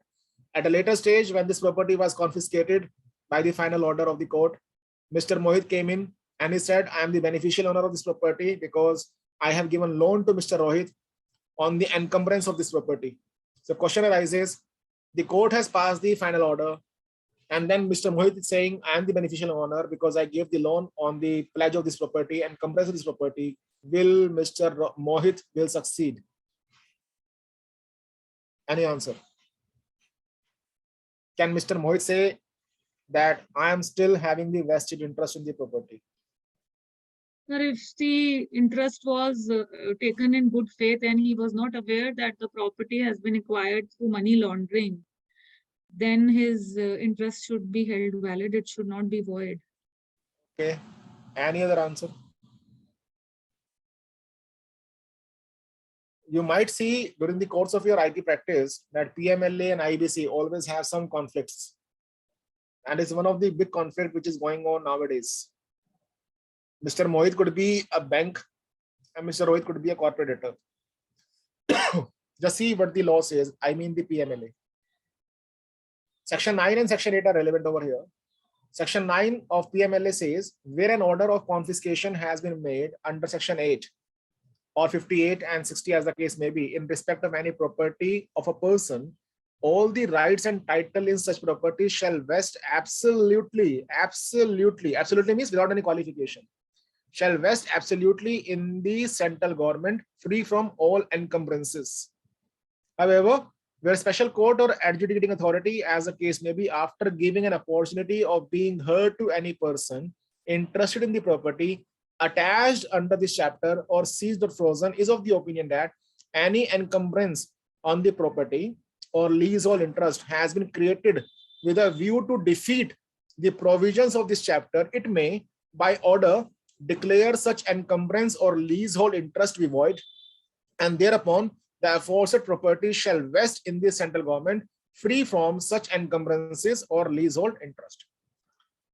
Further, nothing in this section shall operate to discharge any person from any liability in respect of such encumbrances, which may be enforced against such person by a suit or damages. I repeat this sentence once again. Further, nothing in this section shall operate to discharge any person from any liability in respect of such encumbrance, which may be enforced against such person by a suit or damages. So what is the conclusion? Mr. Mohit does not have encumbrance on the property after final order by the special court and central government. But after the final order of the court, and the central government has vested interest in the property is there. So Mr. Mohit is not having any kind of encumbrance. You can take a note of one thing. Please also to refer restoration of property rules by the court under PMLA. So most of the IPs are not taking recourse to those restoration of property rules. Once you will take the recourse to those restoration of property rules, then the element of good faith will come in. And with the help of element in good faith, you can get this property restored in your vesting rights, and then you can claim the benefit out of it. So you can take a note, restoration of property rules under PMLA. These rules would be beneficial. Normal scenario is, once the final order is passed, the property shall be deemed that it is having a clear title to the central government. But with the help of restoration of property rules, you can go ahead for the purpose of restoration of the property in the beneficial owner. Number 7. Sir, can I just ask one question? Yeah, please. Yeah, to the previous, from the examination point of view, for example, a case study comes like this, wherein it is not Mr. Mohit, but a company which is undergoing CIRP, and the RP wants to take the possession of this property which has been taken by PMLA, central government. So what should be the answer if there is a multiple choice question that will the RP can take the property if it has been acquired in good faith, or no, it will vest with central government? RP cannot take, because ultimately it is the court to decide. The conclusion is the property will be encumbrance free in all the cases. So there is no encumbrance. Okay. But if you want to get this property in the kitty of corporate debtor, you have to approach the court and you have to file the application under restoration of property rules, whereby you have to state 2 things primarily. One is that this property is required for the purpose of asset maximization of the corporate debtor, and second, that this encumbrance was created without any malified intention. Then only if court feels right, they may give you back this property. Otherwise, the property will be taken care of as encumbrance free property always and always. Thank you. So this very paragraph which you are seeing over here has to be read with by considering restoration of property rules. Sir restoration के लिए कहाँ पे जाना होगा, मतलब supreme court के court में नहीं, जिस कोर्ट के अंदर प्रोसीडिंग चल रही है पीएमएलए की. ओके, क्योंकि सुप्रीम कोर्ट की तो मतलब सबसे सुप्रीम कोर्ट में तो क्वेश्चन ऑफ लॉ ही जाएगा ना. Exactly This is not the question of law, so you will go to this normal court, which is having the jurisdiction over this place. So before the order of Supreme Court or after the order of, yeah, meanwhile? Supreme Court का भी order हुआ नहीं ना ma'am, special court. Okay. Like in Dwarka we have special court for Companies Act. So like for this purpose, PMLA do have some special courts. Okay. In Delhi there is a place Dwarka courts. You will have to or if you feel it right as a matter of academic interest, you may visit special court in Dwarka and see the proceedings, how the proceedings are taking place. Okay, thank you so much. So just see carefully the words of special court. Yes, sir. Noted. Thank you. Okay. Case study number 7. The shareholders and creditors of Fume Limited in a meeting convened for the approval of scheme of reconstruction of the company passed the necessary resolutions. The tribunal makes an order sanctioning the scheme of reconstruction of the company. After a few days, the tribunal decided to modify the scheme of reconstruction of the company. After modifications, please focus on the word modification. After modification of the scheme, based on the order of the tribunal, the company could not implement the scheme satisfactorily. And the tribunal decided to go for winding up, sorry for the spelling mistake, to go for the winding up of the company. The directors of the company objected to the above acts of the tribunal. Comment with reference to the provisions of Companies Act whether the objection raised by the directors is right on the decision of tribunal modifying the scheme and winding of the company. So any answer? So a scheme of reconstruction was ordered by the tribunal, but the company failed to implement that scheme. So what happened? The tribunal modified the order and ordered for the winding up of the company. So is the tribunal right?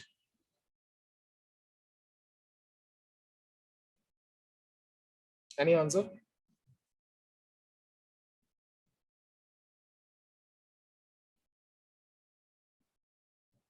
So ask yourself a question. Is tribunal empowered to modify its own order once it is announced? Answer is yes. That power of modification is given to the tribunal within the act itself. For this purpose, we have section number 231. Let's see very carefully. Section 231, subsection 1 says, when the tribunal makes an order under section 230, section 230 is scheme of arrangement or compromise. So section 230 deals with scheme of arrangement or compromise, and section 231 gives the power to the tribunal to sanction the scheme. Now what section 231 says, the tribunal makes an order under section 230 sanctioning a compromise or arrangement in respect of the company. It shall have the power to supervise the implementation of compromise or arrangement, and may at the time of making such order or at any time thereafter give such directions in regard to any matter or make such modifications in the compromise or arrangement as it may consider necessary for proper implementation of compromise or arrangement. However, if the tribunal is satisfied that the compromise or arrangement sanctioned under section 230 cannot be implemented satisfactorily with or without modification. So in clause number B, the power is to modify. And in subsection number 2, what is the power? The power is if even after modification, the scheme cannot be implemented and the company is unable to pay its debts as per the scheme, it may make an order for winding up of the company, and then such order, if made, shall be deemed to an order of winding.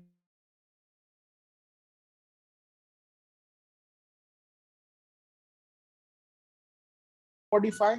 The tribunal has the right to modify, monitor the implementation of the scheme, and order for winding up of the company in case the scheme is not implemented satisfactorily. So now the answer is crystal clear.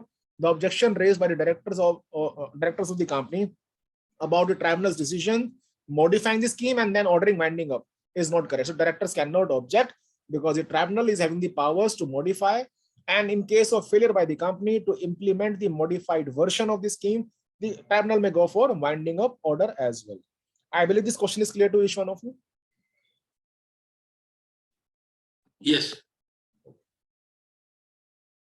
Question number 8. So there is a company TIM Limited. It is undergoing CIRP under the jurisdiction of NCLT Delhi. During CIRP process, the resolution professional needs assistance of the district collector due to non-cooperation from the directors of TIM Limited to take control of all the property, books of account or other documents, and has approached NCLT Delhi regarding this matter. In the meanwhile, TIM Limited applied with the High Court objecting the assistance from the district collector. Referring to the provisions of Companies Act, I emphasize provisions of the Companies Act examine whether district collector can deny the request of NCLT Delhi and further comment whether High Court has the power to question the act of the district collector. I must emphasize once again one big element. TIM Limited is undergoing CIRP. And the question is asking you, refer to the provisions of Companies Act 2013 regarding this assistance to be taken care of by the IP from the district collector. Yes. Any answer? Sir, I think section 19 of IBC will take precedence where the officers have to provide cooperation. Okay. And Only section 19. Is there anything which need to be taken care of under Companies Act also?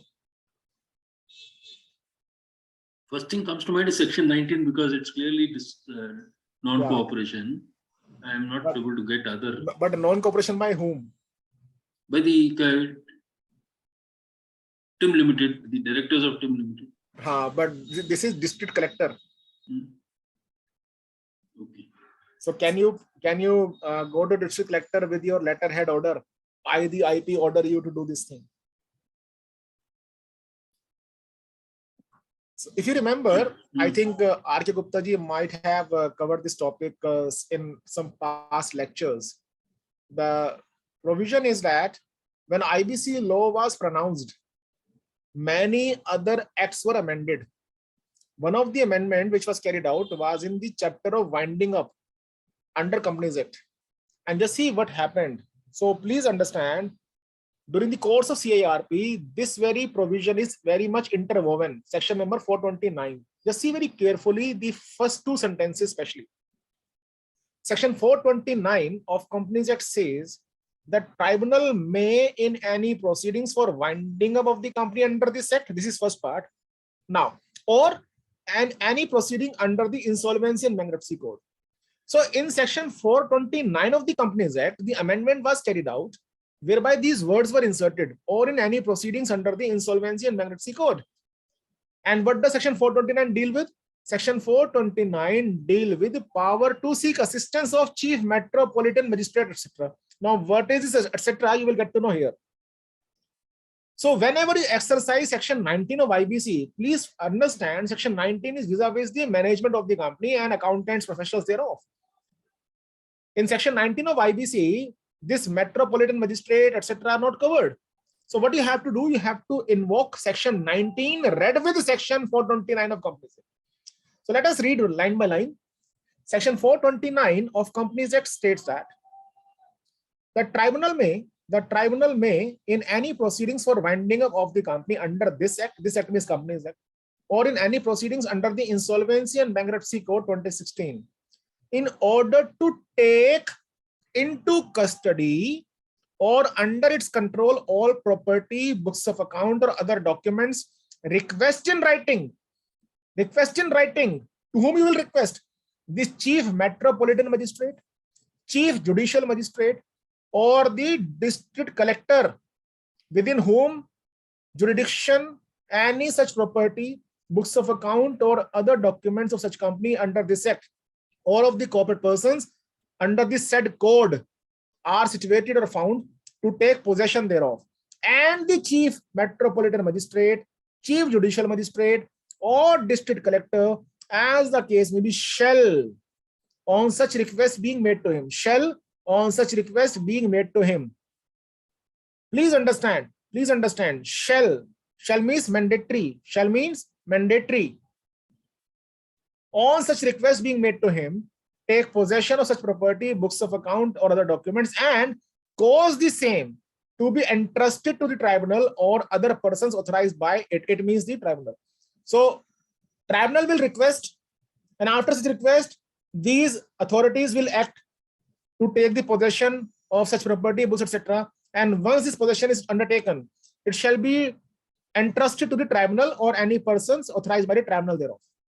Now, further subsection 2 says, for the purpose of securing compliance with the provisions as above, the Chief Metropolitan Magistrate, Chief Judicial Magistrate, or the District Collector may take or cause to be taken such steps, and use or cause to be used such force as may be in his opinion necessary. What is the meaning of such force? Police action. You can call upon the police for the purpose of helping the District Collector or the persons authorized to undertake that possession. Number 3, that means subsection 3. No act of Chief Metropolitan Magistrate, Chief Judicial Magistrate, or District Collector done in pursuance of this section shall be called for in question by any court. Any court means including the High Court, or before any authority on any ground whatsoever. Meaning thereby, if we refer all these 3 subsections, what is the conclusion? The District Collector cannot deny the request of NCLT Delhi, and the High Court also has no powers to question the act of District Collector. I believe this case study is clear to you. In my personal experience, whatever little experience I have, because we practice into all this scenario, my observation had been IPs in most of the cases are unaware of section number 429. And 429 number section is very helpful section. Got it. I believe the point is clear. Absolutely. So section 429 provides teeth to section 19 of IBC, correct? Sir? Yes, I can buy this conclusion. This is the very finest conclusion. Section 429 is empowering you when you exercise section number 19. So I will skip this question because this question is, no, I will not skip this question. This question is a new question. The following balances are extracted from the audited financial statement of BLM Private Limited. I emphasize this company name, BLM Private Limited. So please remember, this company is a private limited company. For the financial year ending on 31st March 2021. Paid up share capital is given to you. Balance in P&L is given to you. Borrowing from banks and financial institutions are given to you. Current liabilities and provisions are also given to you. The question further says, no other body corporate has invested any money in the share capital of BLM Private Limited. The company has no default in repayment of above borrowings subsisting at the proposed time of making the above transaction. The company has also not committed a default in filing its financial statements or annual return with the registrar. The question further says, the company proposes to provide a loan of ₹50 lakhs to its directors, Mr. B, who is in dire need of funds for financing his daughter's education. Another director, Mr. L, contended that the loan should not be provided by the company to Mr. B due to the restrictions imposed by the provisions of Companies Act 2013. Mr. B, on the other hand, is of the opinion that company being a private company, the provisions are not applicable to the company.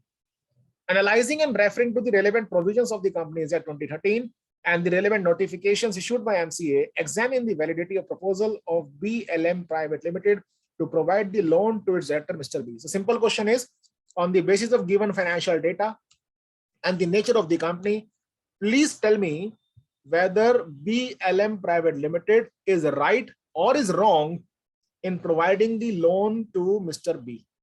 Because normal provisions are section 185. Section 185 says a company cannot provide loan to the director. Any answer? I think, sir, I have read it. It can provide to a managing or a whole-time director by a special resolution passed. But here, this Mr. B is a normal director. You see. But yes, your point is correct. By passing special resolution, loan can be given to managing director. But in my question, Mr. B is a normal director.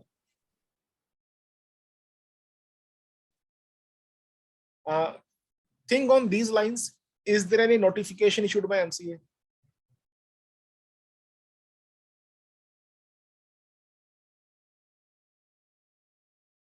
Any answer?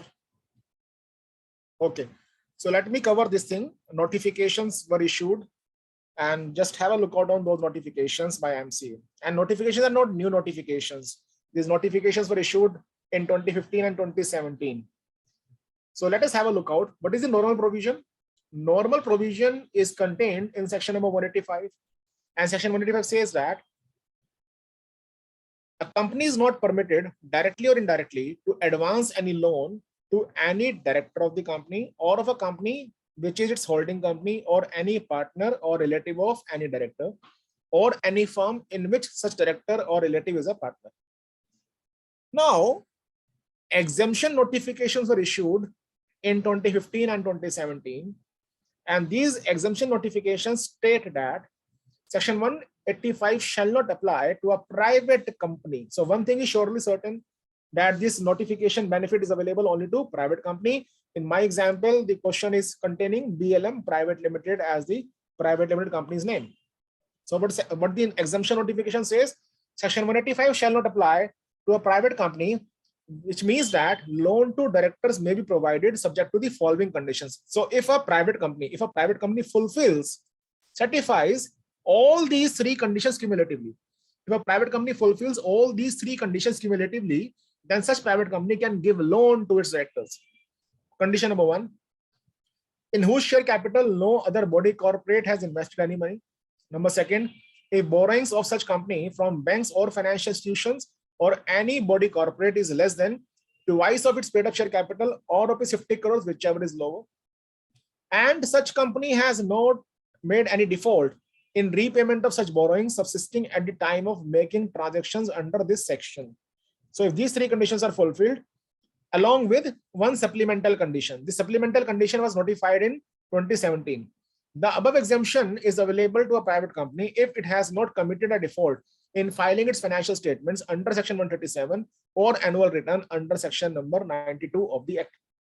So if I come back to my question and analyze, in the given question, requirement given under clause 8 and no commission of default in filing of its financial statements under section 137 or annual return are already complied with. If you refer my question, the question says no other body corporate has invested any money in the share capital of BLM Private Limited. This is my condition number 1. So condition number 1 is fulfilled. Then the company has made no default in repayment of our borrowing subsisting at the proposed time of making the above transaction. And the company also made no default in annual filing. So condition number 2 also fulfilled. I mean condition number C also fulfilled. And this supplemental condition also fulfilled.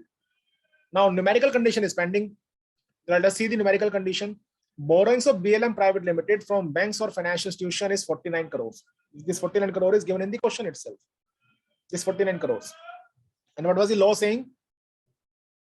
Twice the paid up capital or 50 crores, whichever is lower. And if the amount being lent is less than the lower of these two, no contravention. So let us analyze. Borrowings multiplied by 2, 40 crores and 50 lakhs, whichever is lower. So 40 crores will be the amount. Now just see what happened. Hence, the contention of Mr. L that loan shall not be provided to Mr. B is correct. Why it is correct? Because the limit was 40 crores, and you have made a made a funding of 49 crores to the director, which is more than 40 crores. It's a contravention of exemption notification. Accordingly, as the exemption is not applicable, as the exemption is not available to BLM Private Limited, the proposal of providing loan of 50 lakhs to the director is invalid. So just see the limit once again. Step number 1 is 50 crores or twice the paid up capital, whichever is less. So when I applied this limit, 50 crores or 40 crores, whichever is less, is 40 crores. Amount being given to director is 49 crores. And hence, what will happen? So what will happen? There will be a contravention. Sorry, not just see here. 50 lakhs is the loan amount given. So 50 lakhs is the amount being given to director, and hence it is a kind of contravention of the law.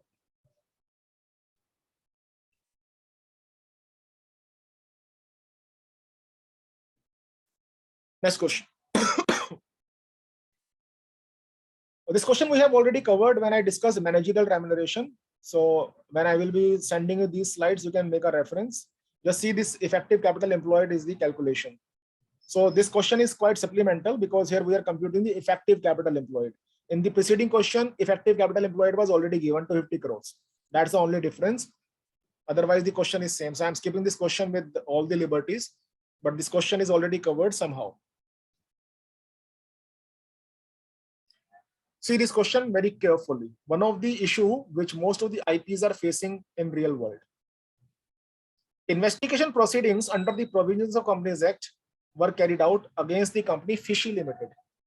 During the investigation, the tribunal has a reasonable ground to believe that a removal, transfer, or disposal of funds, assets, or properties of the company is likely to take place in a manner that would be prejudicial to the interest of the company. In this connection, the tribunal requested the company's legal advisors and the bankers respectively to disclose and furnish a copy of communication made by them to the company. But they refused to disclose any information. Under the circumstances, the tribunal wishes to pass an order to freeze the assets of the company. Number 2, punish the company for contravention, if any, on the order of tribunal. And number 3, compel the legal advisors and the bankers to provide the required information. In light of the provisions of Companies Act 2013, analyze whether tribunal has the power to do so in respect of above situations. I emphasize one sentence once again.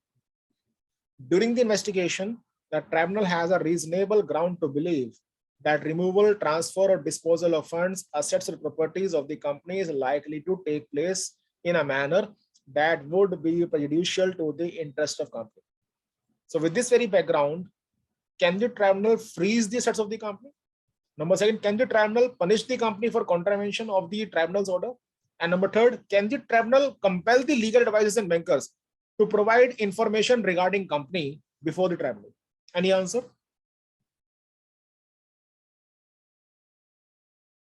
So whether tribunal is having these 3 powers or not?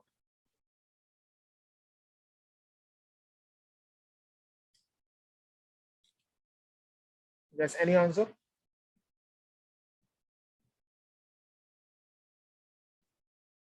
Let us have a look out. So we have 2 sections which are referable over here. One is section number 221 and second is section number 227.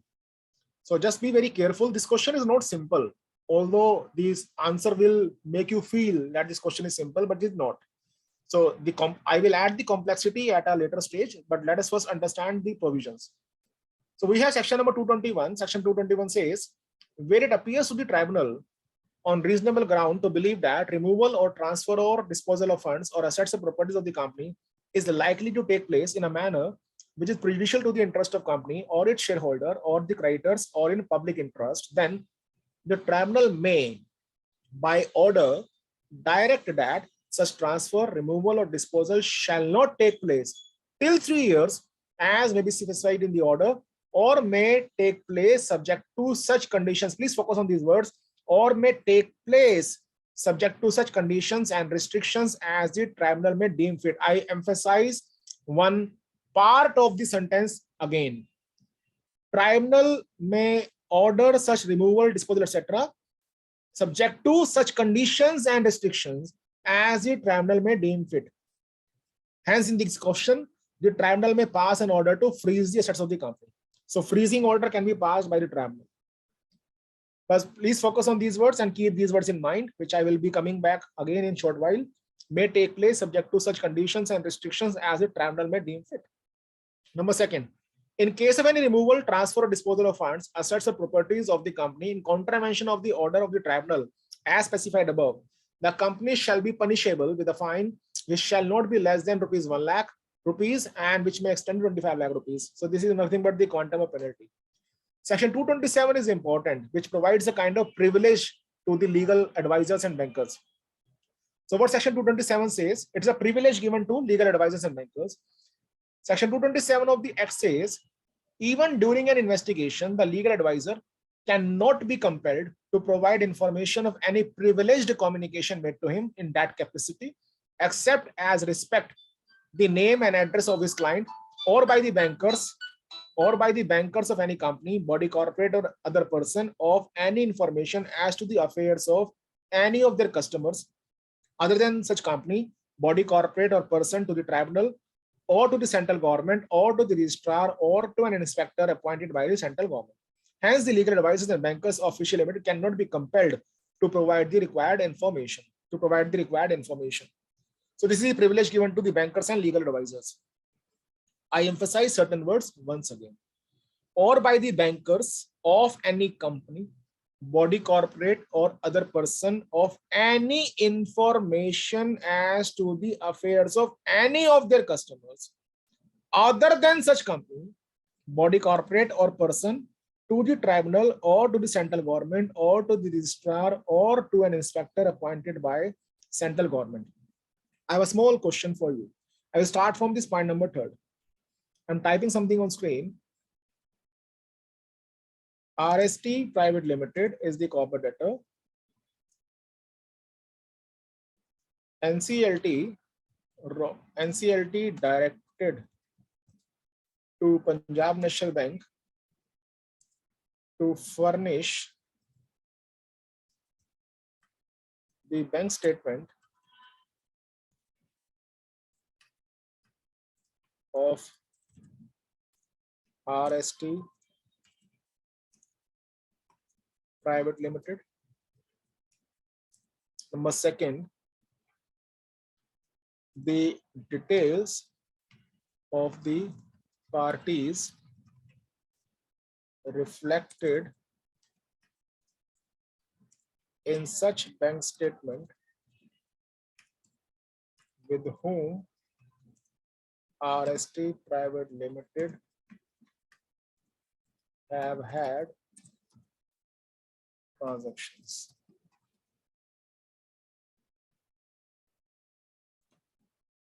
Now the question is, which of the above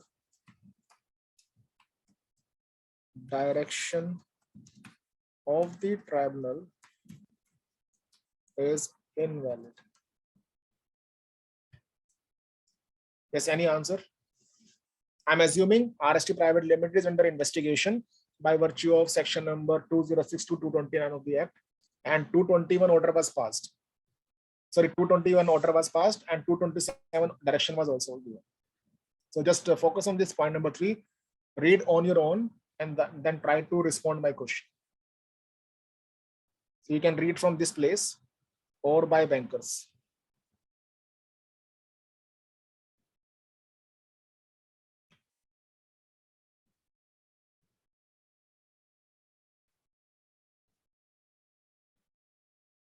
Now, after having read this whole sentence, you see here, I can make it a bit simple. Both seems to be invalid. Both? Yes, it says that particular corporate plus any of its other customers as well. Okay, let us see once again. So let us break this whole episode and just see what section 227 says. Even during an investigation, the legal advisor cannot be compelled to provide any information of any privileged communication made to him in that capacity, except as respect the name and address of his client. This is about legal advisors. The second part is about bankers, or by the bankers of any company, body corporate, or other person. So bankers cannot be compelled to furnish information of any company, body corporate, or other person of any information as to the affairs of any of their customers, as to the information of any of their customers. Now be attentive.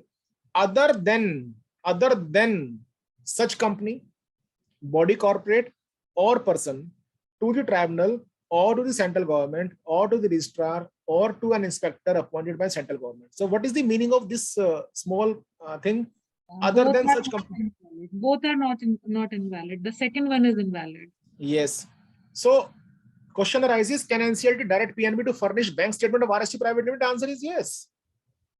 Answer is yes. Now NCLT was going through the bank statement of RST Private Limited, and NCLT found certain receipts were there from some parties, certain payments were there to certain parties in the bank statement of RST Private Limited.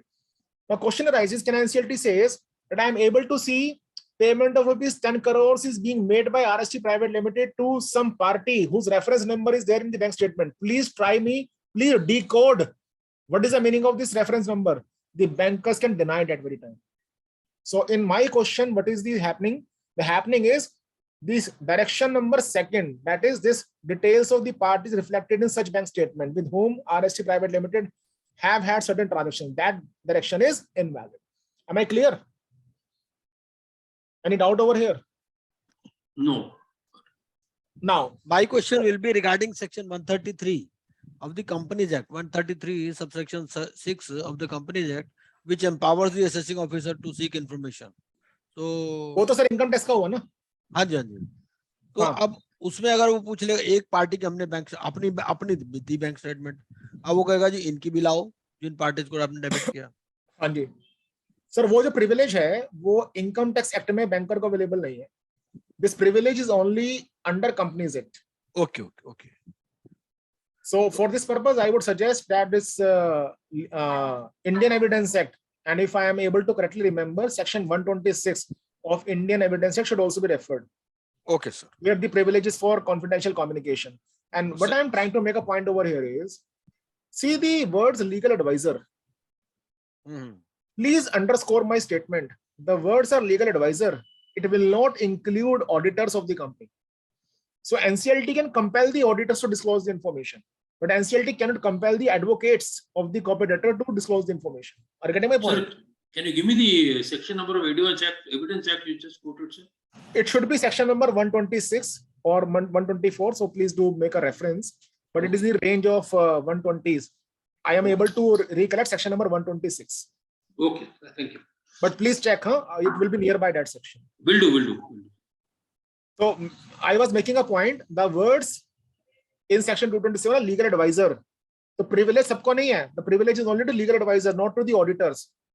Maybe chartered accountants, maybe secretarial auditors, maybe cost auditors. So this privilege is not available to the auditors. If they are called upon, they have to furnish the information. Am I clear? Now, I have a small question, and then we will wrap up the session. The question is, company is again RST Private Limited. It is under CIRP. To make the thing simple, let us further assume NCLT frees the assets 1 year before the commencement of CIRP. IP was appointed, and now he wants to dispose of certain assets under liquidation on going concern basis. Can he do so? Because assets are still freezed. Yes, you must be aware that liquidation can be made on going concern sale basis as well now. Regulation number 32 is there. So question arises, if assets were freezed before the commencement of CARP, now the IP wants to dispose of the assets as a matter of going concern sale, can it be done? Because freezing order is still in existence. Yes, any answer?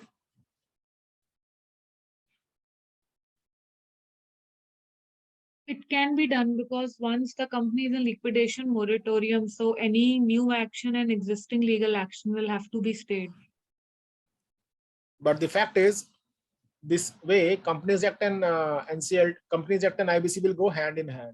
And that is the reason, if you see very carefully, in section 221 itself, one thing is written: the tribunal may by order direct such transfer, removal or disposal shall not take place until 3 years, as may be specified in the order, or may take place subject to such conditions and restrictions as tribunal may deem fit. So what will happen? You have to approach to the NCLT with two prayers. One is the prayer to allow the sale of the corporate on going concern basis, and second is the prayer to pass on suitable conditions and restrictions for the purpose of defreezing those assets. Because ultimately, you know, investigating agencies are also involved. So that need to be taken care of. Are you getting my point? Yes. So section 221 needs to be, you know, need to be traveled in tandem with the provisions of IBC. That is sale of corporate on going concern basis.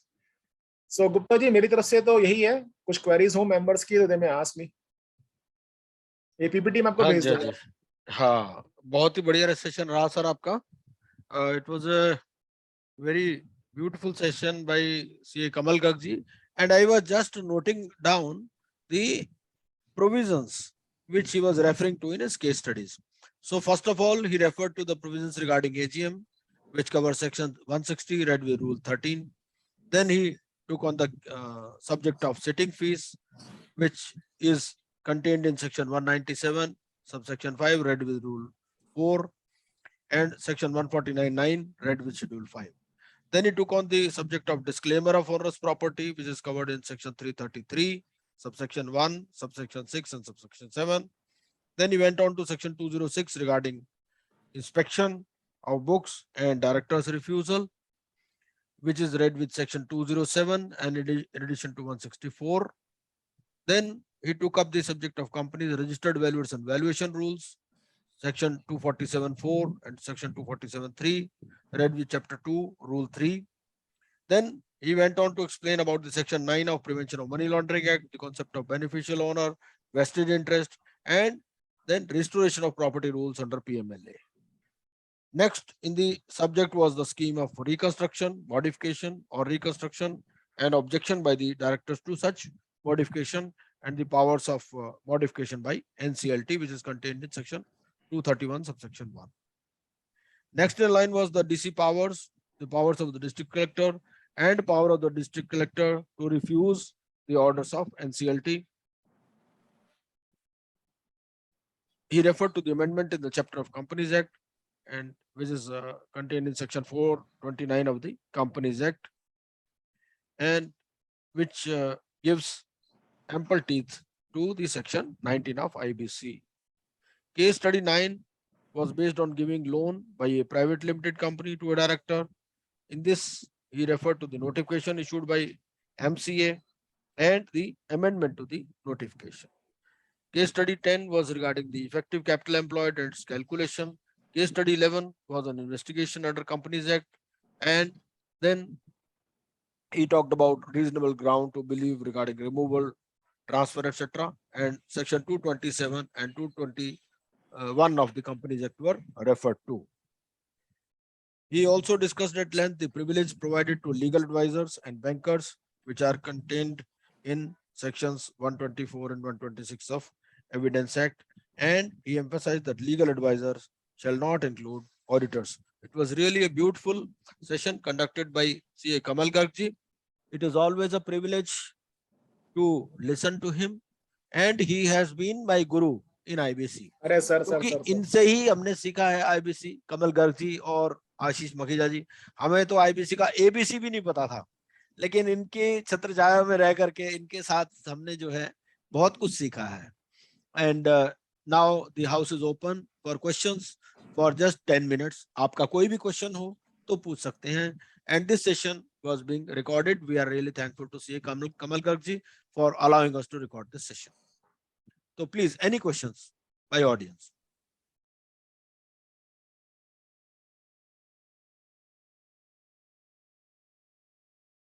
If audience has no questions, so I have a question. So let us assume there is a company RST Private Limited and other companies LMN Private Limited. LMN Private Limited was struck off by the registrar of companies. RST Private Limited was to receive rupees 10 crores from LMN Private Limited. Now the company LMN Private Limited is struck off. Question arises, can RST Private Limited, which is a normal company not under CIRP, can RST Private Limited file CIRP application against LMN Private Limited? Or if I put the question in a single sentence, can a CIRP application be filed against a company which is struck off under the Companies Act? Sir अगर stuck of हुए हुए 2 years नहीं हुए तो file कर सकती है. और अगर 2 साल से ज्यादा हो गया हो तो? सर आपकी गाइडेंस चाहिए. वैसे तो ये मुझे ये बताएं कि ये 2 years पीरियड आया कहाँ से? सर मैंने पढ़ा था कहीं पे कि 2 years तक उसके अगेंस्ट केस किया जा सकता है क्योंकि नाम स्टक करने के बाद 2 years तक रहता है. और 20 years है. सर जीरो पढ़ने में गलती होगी, जीरो की वैल्यू नहीं होती है. 252 सबसेक्शन 8 में 20 years आपको मिलेगा. आप सभी लोग, I would request each of the participant to take a note of a section number 250 of the Companies Act. So section 250 of the Companies Act is really a kind of, I must say, boon section or an important section. Now what section 250 says? Section 250 says that we need to understand when the company is struck off, it is not dissolved. It is not dissolved. And difference is there between dissolution of company and striking of a company. Are you getting my point? Difference is there between dissolution of the company and striking of the company. Section 250 says, even if the company is struck off, it will not lose its rights. It will not lose its right to recover the money due to it.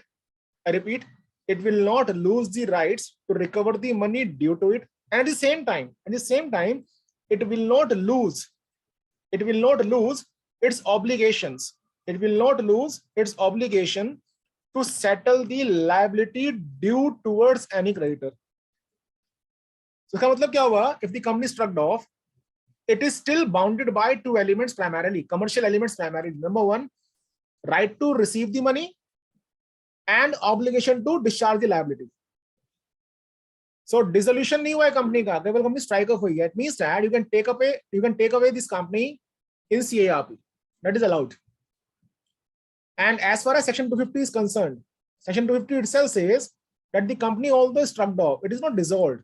It is still a company for the purpose of realizing the amount due to it and for the purpose of payment or discharge of liabilities which are on the company. You can note a judgment, Metro Mumbai Infra Developer Private Limited case. Metro Mumbai Infra Developer Private Limited case. It's a judgment of Bombay High Court. In this judgment, Bombay High Court stated what is the real sense of section 250. So whenever time permits you, please go through this judgment and you will be able to understand the difference of dissolution of the company and striking of the company. This is the judgment which tells you that even if the company is struck off, it is still having the right to recover the money. यानी कि company का struck of हो चुकी है तो court में case कर सकती है पैसा रिकवर करने के लिए. Similarly, कंपनी स्ट्रक ऑफ हो चुकी है तो कोई बाहर वाला व्यक्ति भी इस पर केस कर सकता है अपने पैसे को रिकवर करने के लिए. So both way, the company is still in existence for recovering and for discharging the liability. So I repeat the case law name once again. This is the judgment of Bombay High Court, Metro Mumbai Infra Developer Private Limited case. Thank you sir. Sir आपका deliberation बहुत अच्छा होता है। अभी लखनऊ भी आप पिछले दिनों आए थे तो बहुत ही अच्छा लगा था आपको सुन के। Thank you ma'am, thank you very much. Sir एक बार आपने बहुत पहले 29A पे अपना एक प्रेजेंटेशन दिया था सर, अगर वो शेयर कर सकते हैं क्या? वो गुप्ता जी के पास होगा, गुप्ता जी आप So Okay, again, thank you very much, CA Kamal Garg ji, for this wonderful deliberation. और थैंक्स तो बहुत छोटा सा शब्द है आपके डेलिब्रेशन के लिए। आपके डेलिब्रेशन की तो बहुत स्पेशली रिक्वेस्ट किया लोगों ने कि भाई कमल सर का डेलिब्रेशन होना चाहिए उन कंपनीज एक्ट, क्योंकि बहुत सारे प्रोविजंस हैं वो अनटच्ड हैं। वाइंडिंग अप, स्ट्राइकिंग ऑफ पर तो होता ही रहता है, लेकिन जो बाकी के सेक्शंस हैं को भी कवर किया जाए। तो आज तो आपने वाकई बहुत ही अच्छा सेशन रहा। और मैं तो सबसे रिक्वेस्ट करूंगा कि ये वाले जो सेक्शंस हैं पर्टिकुलरली इन सेक्शंस को आप एक बार दोबारा से पढ़ें, इनके अपने आप एक चार्ट्स वगैरह बनाएं, क्योंकि आपको एग्जाम देना है और एग्जाम देने के लिए याद रखना बहुत जरूरी है। तो क्या होता है कि हमें समझ में तो आ गया, लेकिन अब उसको आंसर कैसे करना है वो आप तभी कर पाएंगे एग्जाम में जब आप अपने हाथ से इन सेक्शंस को लिख करके और अपने नोट्स बनाएंगे। रिकॉर्डिंग तो है ही आपके पास, लेकिन ये है कि आप अपने भी नोट्स बनाएं और इन सेक्शंस को एक बार दोबारा पढ़ें, और बहुत प्रोबेबिलिटी है कि क्वेश्चंस इन पर आ सकते हैं। So thank you very much once again, Kamal Garg ji, for this wonderful deliberation, and Pleasure, sir. it was Thank you really very much, pleasant. Kamal Garg ji. Thank you very much, Thank you, Gupta ji. thank you, sir. So I'm